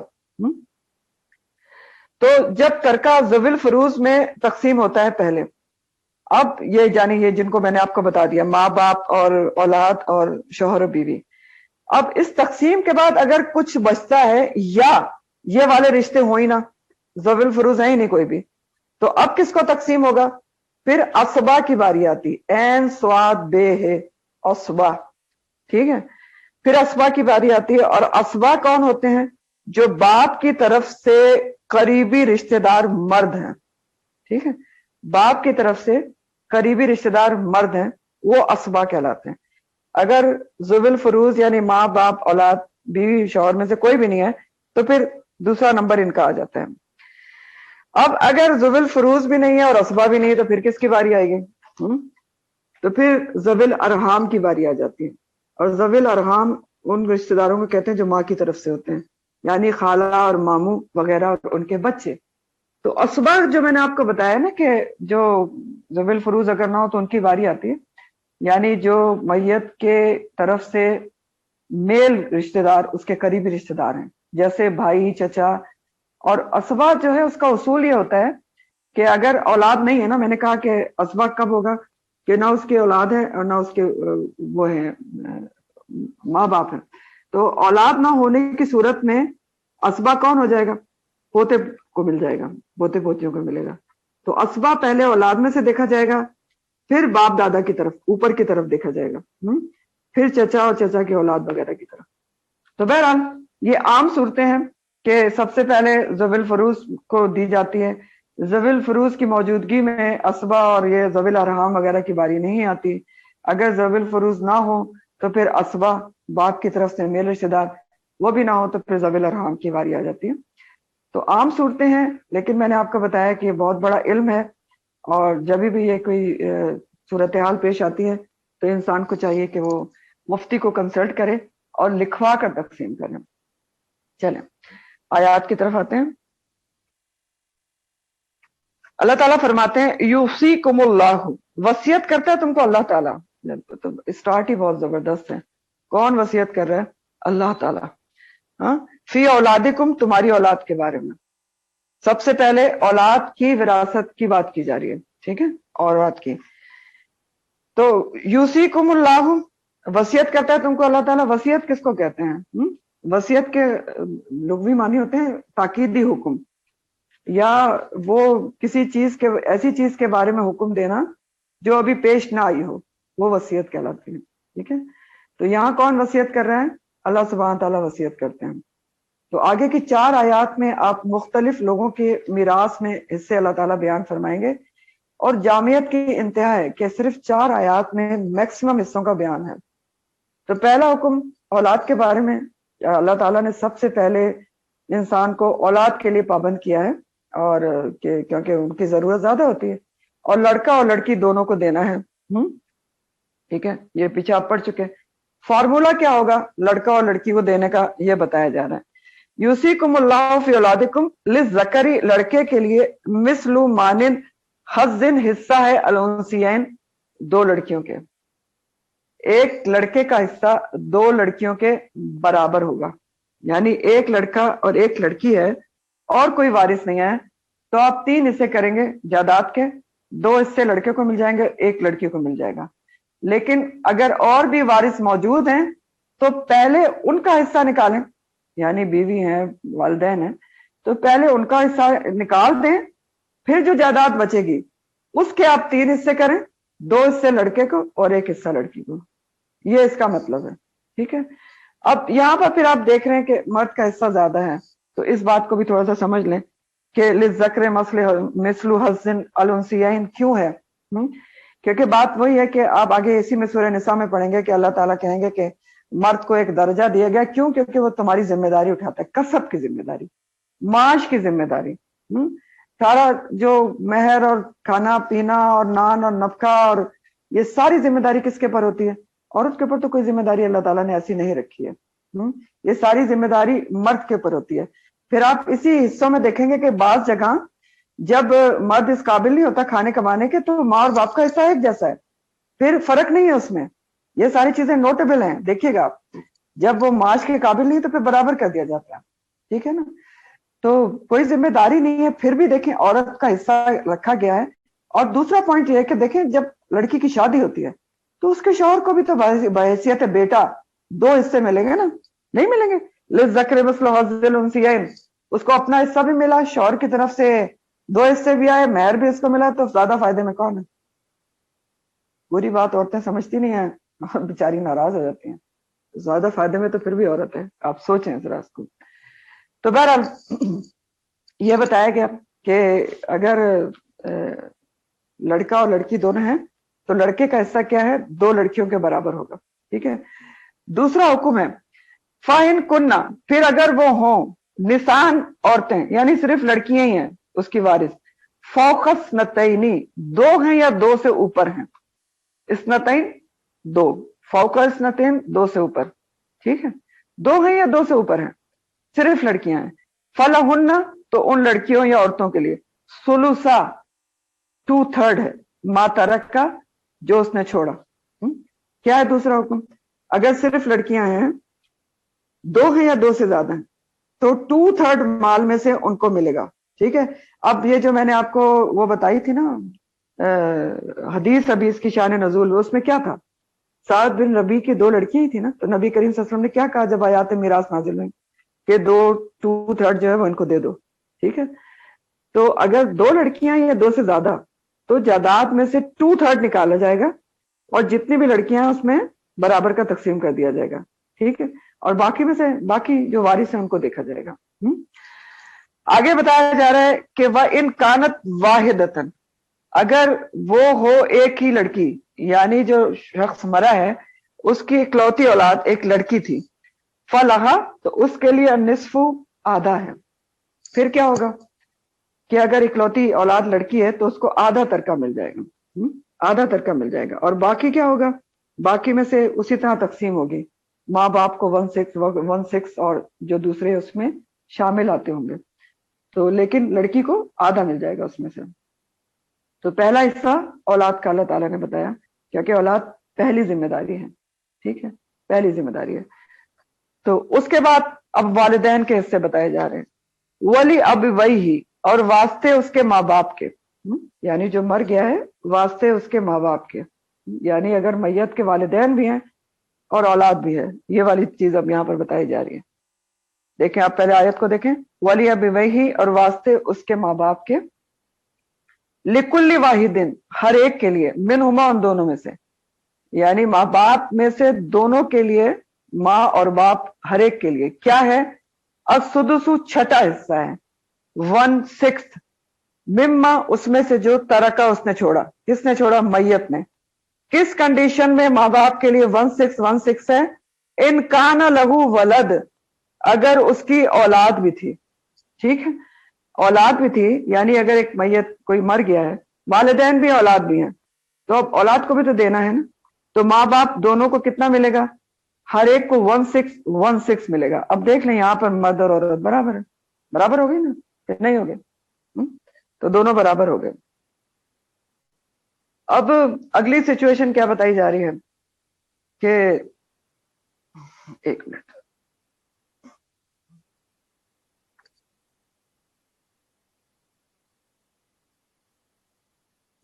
تو ہاں یہ والی سچویشن جو میں نے آپ کو بتایا، ایک چیز اور نوٹ کر لیں کہ اگر میت کے والدین بھی اور اولاد بھی ہیں، ہر ایک کو 1/6 اور باقی میں سے پھر اولاد کے، لڑکے اور لڑکی کے حساب سے، جیسے میں نے آپ کو اوپر بتایا نا کہ اگر ماں باپ بھی ہیں اور اولاد بھی ہے، لڑکا بھی ہے لڑکی بھی ہے، تو آپ کیا کریں گے کہ پہلے ماں باپ کا 1/6 نکال لیں اور پھر اس کے بعد اس کو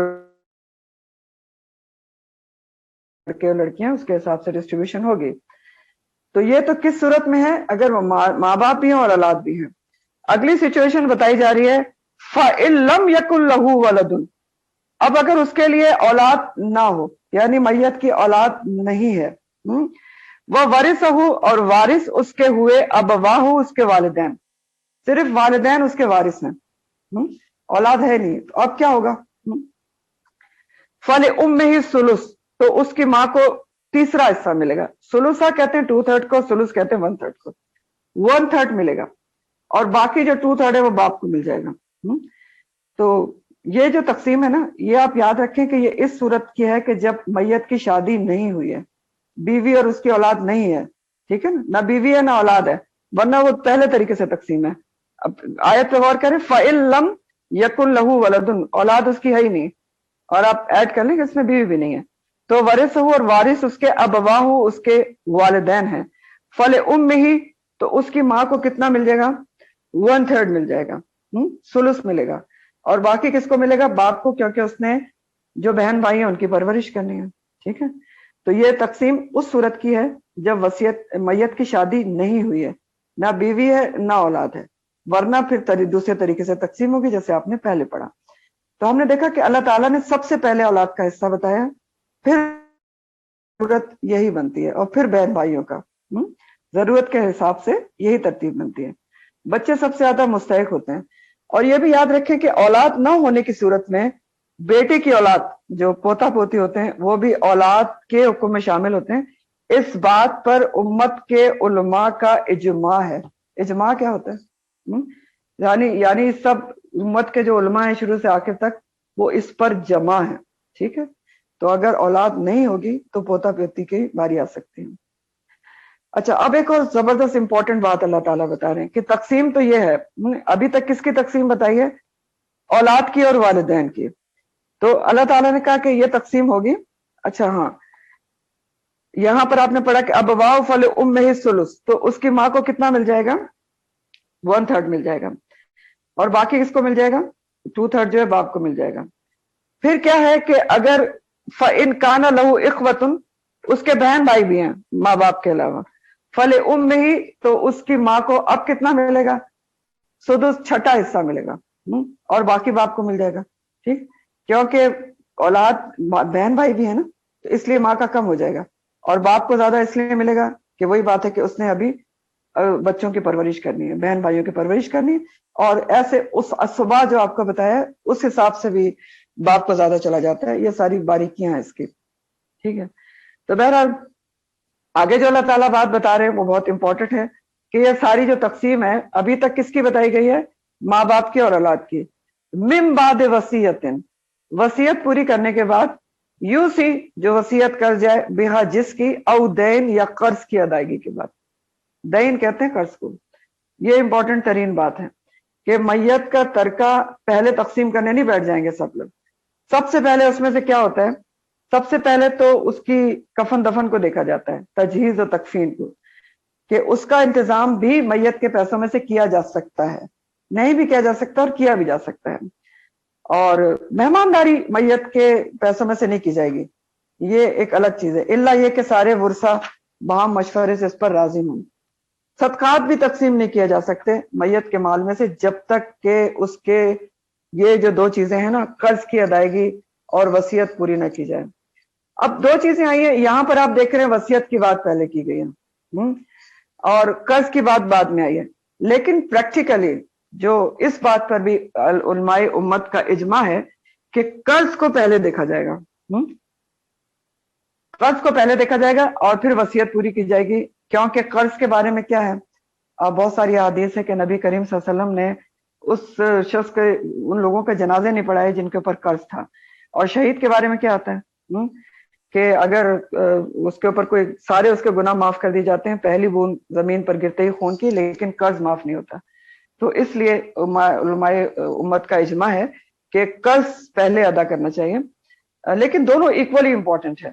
اور قرض کو اس لیے بھی ادا کرنا چاہیے پہلے، وصیت کو یہاں پر پہلے کیوں لایا گیا، اس کی حکمت کیا ہے یہ بھی لکھ لیں.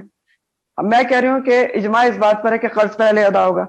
قرآن میں سامنے کیا لکھا ہے، من بعد وصیت یوصی بہا او دین، کہ وصیت پہلے پوری کی جائے گی بعد میں قرض ادا کیا جائے گا.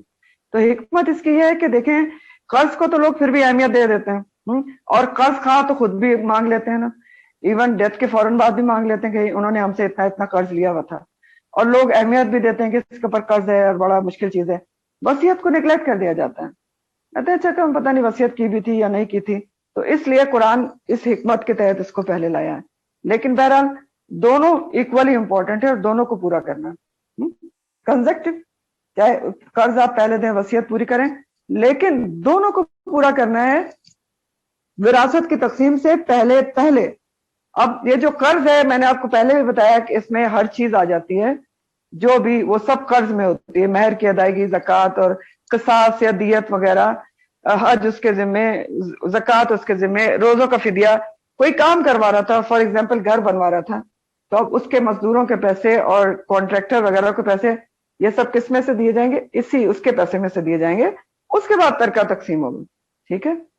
اور وصیت کی جو حکمت ہے اس کے بعد اب یہ پہلے دین ہوگا، پریکٹیکلی پہلے کیا ہوگا، قرض کو دیکھا جائے گا. نمبر 2 پر پھر جو وصیت اس نے 1/3 پر کی ہے اس کو دیکھا جائے گا اور اس کے اوپر عمل درآمد ہوگا. اور وصیت کے بارے میں بہت کچھ میں آپ کو بتا چکی. ایک اور بات یہ کہ وصیت اس صورت میں نہایت ناپسندیدہ ہے کہ اگر وارثوں کو محروم کرنے کی نیت سے کیا جائے. یعنی ایسا نہیں کرنا چاہیے کہ آپ وصیت اس لیے کریں کہ میرے وارثوں کو کم ملے، اس کو ناپسندیدہ قرار دیا گیا ہے. اس کے بارے میں بھی حدیث کا یہاں پر آتی ہے، اس کی ہے سوری بتاتی ہوں، حدیث کا مفہوم ہے ترمذی کا، کہ وہ جو ایک صحابی تھے سعد بن ابی وقاص، مسلم کی حدیث ہے بلکہ، کہ صحابی تھے سعد بن ابی وقاص، آپ پڑھتے ہیں بہت زبردست صحابی تھے.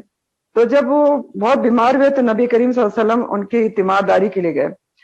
تو انہوں نے، ان کی صرف ایک بیٹی تھی، تو انہوں نے کہا کہ یا رسول اللہ صلی اللہ علیہ وسلم میں بہت بیمار ہوں، میرے پاس بہت دولت ہے اور میری صرف ایک بیٹی ہے، تو کیا میں اپنے مال میں سے 2/3 جو ہے وہ صدقہ کر دوں؟ تو آپ نے کہا نہیں. تو انہوں نے کہا کہ اچھا آدھا کر دوں، نصف کر دوں؟ تو آپ نے کہا نہیں. پھر انہوں نے کہا اچھا 1/3 کر دوں؟ تو آپ نے کہا ہاں، اور یہ بھی بہت ہے. اگر تم اپنی اولاد کو مالدار چھوڑ جاؤ تو یہ اس بات سے بہتر ہے کہ تم اس کو محتاج چھوڑ جاؤ اور وہ لوگوں سے مانگتے پھریں.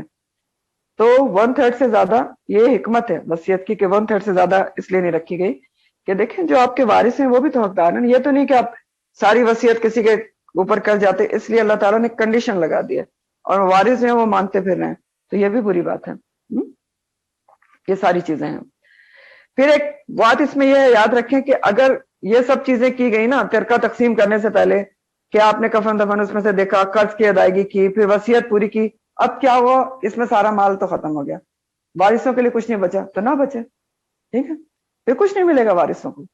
لیکن یہ کیا جائے گا، دین دیا جائے گا، وصیت پوری کی جائے گی، اس کے بعد اگر ترکہ بچے گا تو تقسیم کیا جائے گا. یہ نہیں ہوگا کہ وارث کہیں گے یہ لو جی تو انہوں نے وصیت کر دی, وصیت پوری کرے اور قرض ادا کرے, ہمارے تو بچے ہی کچھ نہ بچے. ٹھیک, یہ بھی بہت امپورٹنٹ پوائنٹ ہے. پھر اللہ تعالیٰ فرماتے ہیں کہ آباؤکم و ابناؤکم, باپ دادا تمہارے اور بیٹے تمہارے, لا تدرونا, تم نہیں جانتے ہو. تدرونا کا لفظ نا درا یدری سے ہے, اور درا کے مطلب ہوتے ہیں کسی دوسری چیز کے ذریعے کسی چیز کا علم ہونا, تدبیر سے کسی چیز کا علم ہونا, یعنی ناقص علم ہونا, پورا علم نہ ہونا. تو اللہ تعالیٰ کہہ رہے ہیں تم نہیں جانتے ہو کہ تمہارے بیٹے یا تمہارے آباء و اجداد میں سے ایہم, ان میں سے کون, اقرب و زیادہ قریب ہے, لکم تمہارے لیے نفع نفع میں. یہ کیا کہہ رہے ہیں اللہ تعالیٰ؟ اللہ تعالیٰ کہہ رہے ہیں کہ دیکھو تمہیں نہیں پتا کہ تمہارے باپ دادا یا بیٹوں میں سے, اولاد میں سے تمہارے لیے کون فائدے مند ہے, زیادہ بہتر ہے نفع کے لحاظ سے. تو کس نفع کے لحاظ سے فائدے مند ہے, زیادہ قریب ہے, دنیا اور آخرت دونوں کے حساب سے. تو کہا یہ جا رہا ہے کہ تم کو نہیں پتا دین و دنیا دونوں کے نفع کے لحاظ سے تمہارے لیے باپ زیادہ بہتر ہے یا بیٹا زیادہ بہتر ہے. تم ظاہری طور پر کسی کی طرف بھی جھک سکتے ہو. ٹھیک ہے, کیا کہا جا رہا ہے, تم کو تو پتا نہیں ہے.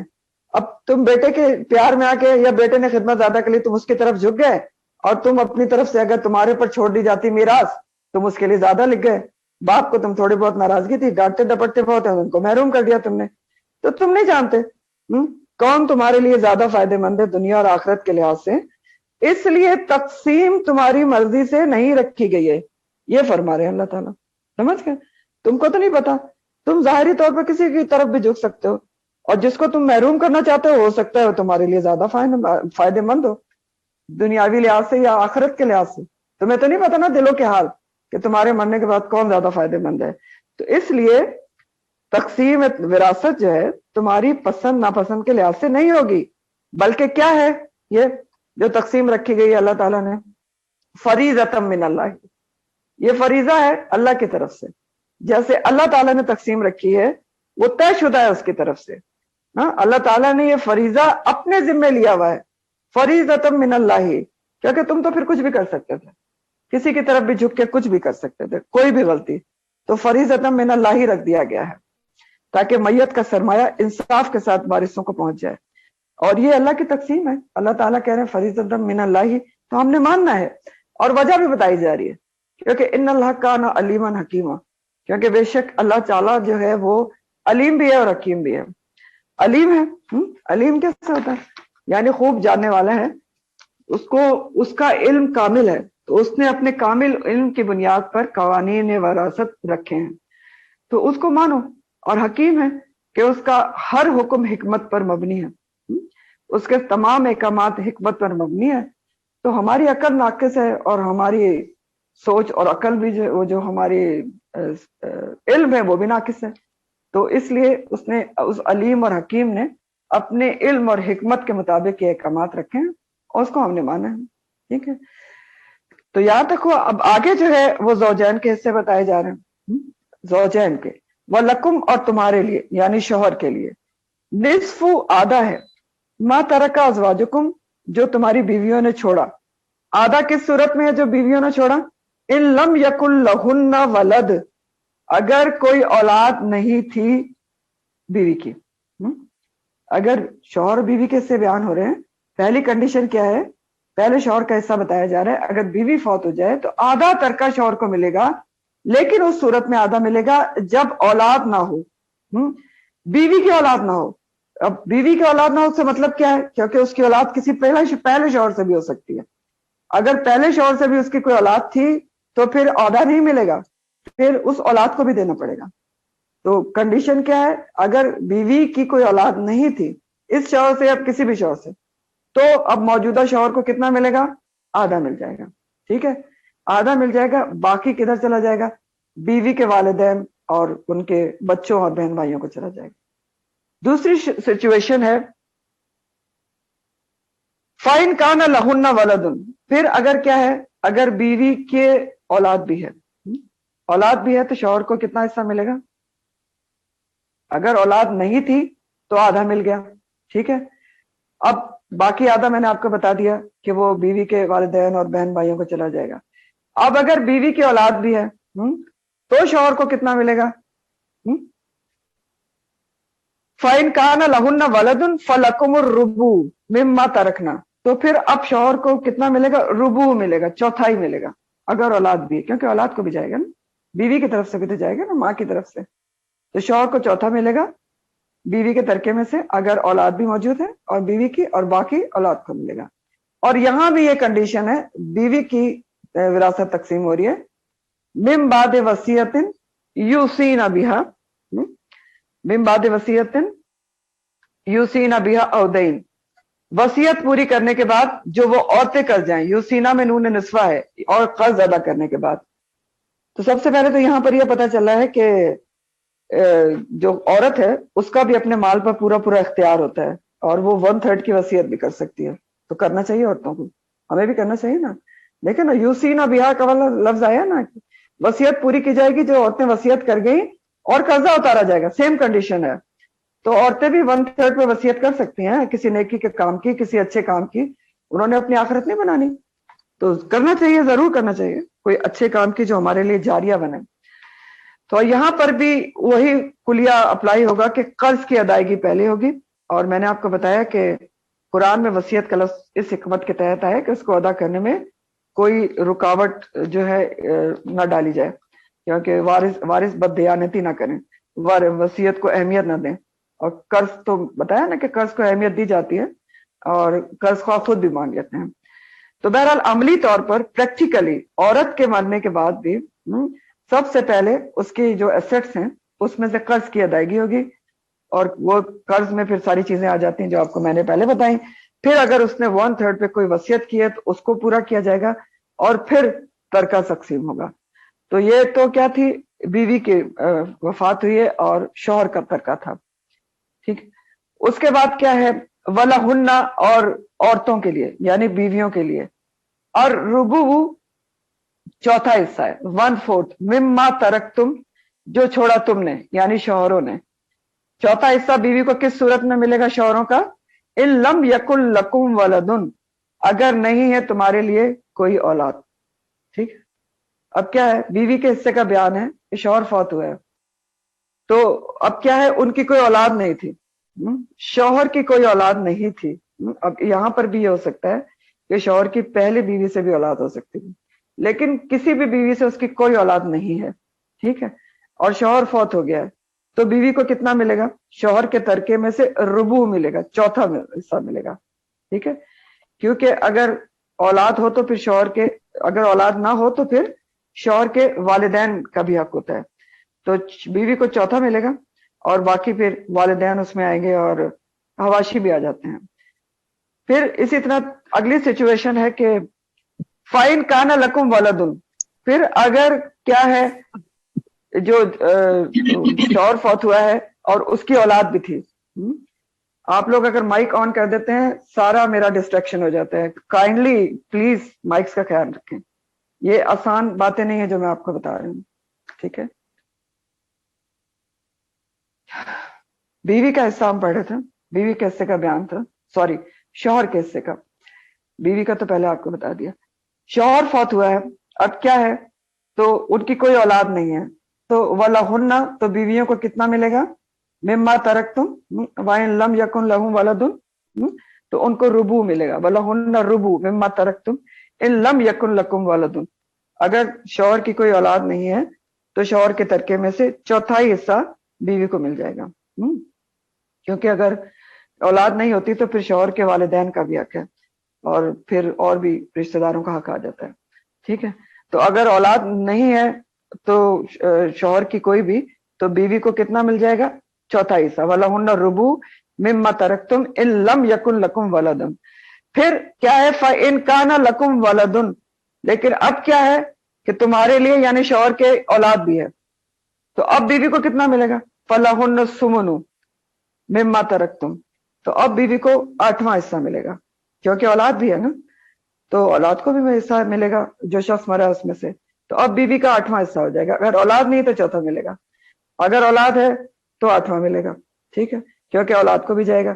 اور اولاد کے ضمن میں یہ بات یاد رکھیں کہ ضروری نہیں ہے کہ اسی بیوی سے اولاد ہو، کسی اور بیوی سے بھی اولاد ہے، اگر بیوی کو چھوڑ بھی چکا ہے، بیوی مر بھی چکی ہے لیکن اولاد ہے، تو پھر بیوی کو, یہ موجودہ بیوی کو 8واں حصہ ملے گا, سمن ملے گا, کیونکہ اولاد کو بھی دینا ہوگا. اور اسی طرح پھر ایک اور کنڈیشن یہ ہو سکتی ہے کہ بیویاں جو ہیں ایک سے زیادہ ہوں, 2 ہوں, تو پھر کیا ہوگا, پھر یہی چوتھا یا 8ویں حصے میں سے ڈسٹریبیوٹ ہوگا, 2 بیویاں یا جتنی بھی بیویاں ان میں سے اکارڈنگ ٹو سچویشن. اور یہاں پر بھی اللہ تعالیٰ پھر یہی بتا رہے ہیں کہ یہ سب ڈسٹریبیوشن بھی جو ہے وہ کس کے بعد ہوگی, زوجین کی بھی. یہ عورتوں کو بھی حصہ کب ملے گا, من بعد وصیت, وصیت پوری کرنے کے بعد, تو سونا بیہا, جو تم وصیت کر جاؤ جس کی, او دین یا قرض کی ادائیگی کے بعد. ٹھیک ہے, پھر یہی بات بتا دی گئی کہ یہ چیزیں پہلے پوری کی جائیں گی, قرض اور وصیت, اور اس کے بعد ترکہ ڈسٹریبیوٹ ہوگا. آگے جو ہے ایک اور سچویشن ہے, یہ تو سیدھے سیدھے رشتے بتا دیے گئے نا. اب بتایا جا رہا ہے کہ وہ انکان رجل, اب اگر ایک شخص جو مر گیا ہے نا, یو رسو, جس کی میراث لی جاتی ہے, مر گیا ہے اس کی میراث لی جا رہی ہے, وہ کیا ہو, وہ کلالہ ہو. اب امراتن, یا عورت جو ہے وہ کلالہ ہو. اب سب سے پہلے تو کلالہ سمجھنے کیا ہوتا ہے. کلالہ کا لفظ جو ہے نا اکلیل سے ہے, کاف لام لام اس کا روٹ ہے. اور اکلیل کہتے ہیں تاج کو. تاج کیا کرتا ہے, چاروں طرف سے سر کو گھیر لیتا ہے. تو اکلیل کے لفظ کے معنی ہوتے ہیں ایسی چیز جو چاروں طرف سے انسان کو گھیر لے. تو کلالہ کیا ہوتا ہے, کلالہ جو شخص, کلالہ کی ڈیفینیشن لکھیں پھر مزید سمجھاتے ہیں, کہ جو شخص مر جائے اس کا نہ بچہ ہو اور نہ والدین ہو, نہ باپ دادا ہو. ٹھیک ہے, عربی میں کہتے ہیں ومم مات ولیس لہ ولد ولا والد, جو مر گیا نہ اس کی اولاد ہے اور نہ والدین ہے. سمجھ گئے. اب کیا ہے, جو مر گیا ہے نہ اس کے والدین ہیں اور نہ اس کی اولاد ہے, اور یعنی اولاد میں پوتے پوتیاں بھی نہیں ہیں اور باپ دادا بھی نہیں ہیں, فروع اور اصول نہیں ہے, صرف کون ہے, اس کے حواشی بہن بھائی موجود ہیں. تو اس کو کلالہ کہتے ہیں. کلالہ کون ہے, جس کا جو مر جائے نہ اس کا بچہ ہو یعنی اولاد نہ ہو, اور اولاد سے آگے پوتے پوتیاں بھی نہ ہوں, اور نہ ہی اس کے باپ دادا ہوں. عربی میں نے آپ کو کیا بتائی, ومم مات, جو مر گیا, ولیس لہ, اور نہیں ہے اس کے لیے, ولد, اولاد, ولا والد, نہ ماں باپ ہیں. اب کیا ہیں, بہن بھائی ہیں صرف, حواشی ہیں. ٹھیک ہے, جو میں نے آپ کو بتایا تھا. بیوی شوہر ہو سکتے ہیں, تو ان کے, اس کو کلالہ کہتے ہیں. اب یہ کلالہ اللہ تعالیٰ فرما رہے ہیں کہ جو وَإِن كَانَ رَجُلٌ, جس کی میراث لی جا رہی, یورث, کلالہ ہے, اب امراتن, یا وہ عورت ہے. کلالہ عورت بھی ہو سکتی ہے اور مرد بھی ہو سکتا ہے, یہ بتایا جا رہا ہے جو میت ہے. یعنی عورت کا بھی تو یہ ہو سکتا ہے نا, نہ اولاد ہے نہ ماں باپ ہے اس کے. تو اب سب سے پہلے تو آپ یہ سمجھیں گے کہ جو بہن بھائیوں کی میراث کا یہاں ذکر کیا جا رہا ہے. ٹھیک ہے, باقی سارے رشتے ہو چکے. سب سے پہلے یہ انڈرسٹینڈنگ لے لیں کہ بہن بھائی 3 طرح کے ہوتے ہیں دین میں. 3 طرح کے بہن بھائی ہوتے ہیں, لکھیں اس کو. ایک کہتے ہیں عینی, عین سے, عینی بہن بھائی, حقیقی, جن کے ماں باپ دونوں ایک ہوتے ہیں, ان کو کہتے ہیں عینی, عین سے. دوسرے ہوتے ہیں الاتی, عین سے ہی, الاتی, پدری بہن بھائی, سوتیلے, یعنی جن کا باپ ایک ہو ماں مختلف ہو. ان کو کیا کہتے ہیں, باپ ایک ہو ماں مختلف ہیں, الاتی کہلاتے ہیں. تیسرے کہلاتے ہیں اخیافی, الف خ یا فے چھوٹی ہے, اخیافی. وہ کون سے ہوتے ہیں, جن کے جو ہیں ماں ایک ہے لیکن باپ الگ الگ ہے. ریپیٹ کر دیتا ہوں, عینی حقیقی بہن بھائی, ماں باپ دونوں ایک ہیں. اولاتی, جن کا باپ ایک ہے مائیں الگ الگ ہیں. اخیافی, جن کی ماں ایک ہے لیکن باپ الگ الگ ہیں. اب اس آیت میں کون سے بہن بھائیوں کی جائیداد کو تقسیم ہونے کا کہا جا رہا ہے. جمہور علماء کا اس بات پر اجماع ہے کہ یہاں اس آیت میں اخیافی بہن بھائیوں کا ذکر ہے. اخیافی کون سے, جن کی ماں ایک ہے باپ الگ الگ ہے. کیوں, کیونکہ جو عینی اور الاتی بھائیوں کی میراث ہے, بہن بھائیوں کی, اس کا ذکر اس سورت کے آخر میں آئے گا, آیت نمبر 176 میں. سمجھ گئے. تو یہاں پر نہ حقیقی بہن بھائیوں کا ذکر ہے, نہ ان بہن بھائیوں کی ڈسٹریبیوشن کا ذکر ہے جن کا باپ ایک ہے مائیں مختلف ہیں. کس کا ذکر ہے, اخیافی بہن بھائیوں کا ذکر ہے. ٹھیک ہے, جن کی جو ہے ماں ایک ہوتی ہے, باپ الگ الگ ہوتے ہیں.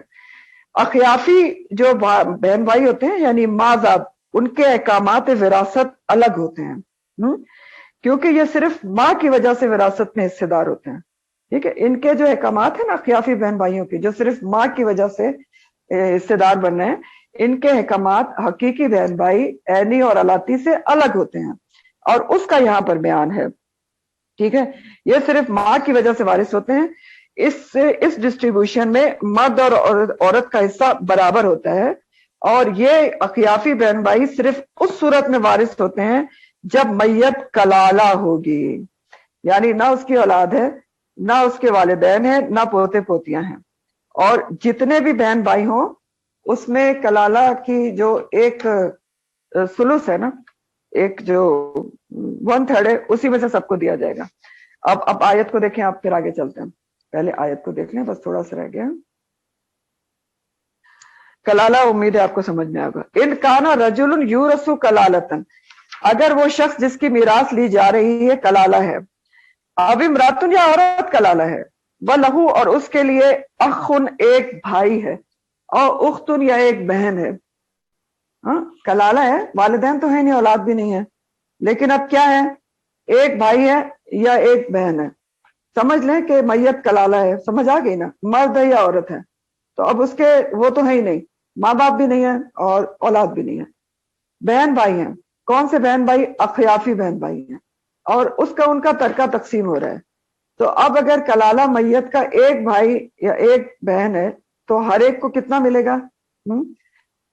فَلِكُلِّ وَاحِدٍ مِّنْهُمَا السُّدُسُ، تو ان دونوں کو ایک 1/6 مل جائے گا. اگر میت کلالہ تھی، ٹھیک ہے، اور اس کے بہن بھائی لیکن موجود ہیں، اخیافی بہن بھائی، ٹھیک ہے، جو ماں کی طرف سے صرف اس کے بہن بھائی بن رہے ہیں، تو ان دونوں، اگر ایک بہن اور ایک بھائی ہے تو دونوں کو کتنا مل جائے گا؟ 1/6 مل جائے گا. فَإِن كَانُوا، پھر اگر وہ ہیں اکثر من ذالک، اس سے زیادہ ہیں، یعنی بہن بھائی زیادہ ہیں نا، 2-4 بہنیں ہیں، 2-3 بھائی ہیں، تو کیا ہوگا؟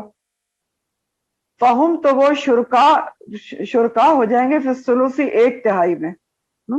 1/3 کلالہ کی جو میراث ہے اس میں سے لیا جائے گا، اور ثلث میں سے 1/3 میں سے جتنے بھی اس کے بہن بھائی ہیں اخیافی، ان کو تقسیم کر دیا جائے گا. ٹھیک ہے، اور باقی کس کے پاس چلا جائے گا؟ شوہر بیوی ہو سکتے ہیں نا، ان کو مل جائے گا، اور اگر کوئی اور رشتہ ہے تو پھر ان کو دیکھا جائے گا. اور یہ بھی کس کے بعد ہوگا؟ من بعد وصیت یوصی بہا او دین، یہی وصیت پہلے پوری کی جائے گی، اور اس کے بعد دین کو دیکھا، جو قرض، یعنی سب سے پہلے قرضے کو دیکھا جائے گا. 4-5 دفعہ یہ بات آ رہی ہے، چوتھی بات، یہ تقسیم میں قرض ادا کرنے اور وصیت پوری کرنے کے بعد تقسیم ہوگی. تو اس سے ہمیں اس کی اہمیت معلوم ہوتی ہے کہ ترکے سے پہلے قرضہ اور وصیت پورا کرنا کتنا ضروری ہے. پھر اللہ تعالیٰ کہتے ہیں غیر مدارن، نقصان نہ پہنچایا جائے. کس کو نقصان نہ پہنچایا جائے؟ دیکھیں یہاں پہ پہلے کہا گیا من بعد وصیت یوصی بہا او دین، کہ وصیت جو کی جا رہی ہے اس کو پورا کیا جائے گا، قرض ادائیگی کی جائے گی، قرض کی ادائیگی اور وصیت کو پورا کرنے میں کسی کو نقصان نہ پہنچایا جائے. غیر مدارن، اب نقصان کیسے پہنچایا جاتا ہے؟ قرض کی ادائیگی میں یا وصیت کو پورا کرنے میں. دیکھیں نقصان اس طرح پہنچایا جاتا ہے، وارثوں کو نقصان نہ پہنچایا جائے، بنیادی طور پر یہ کہا جا رہا ہے. کس میں؟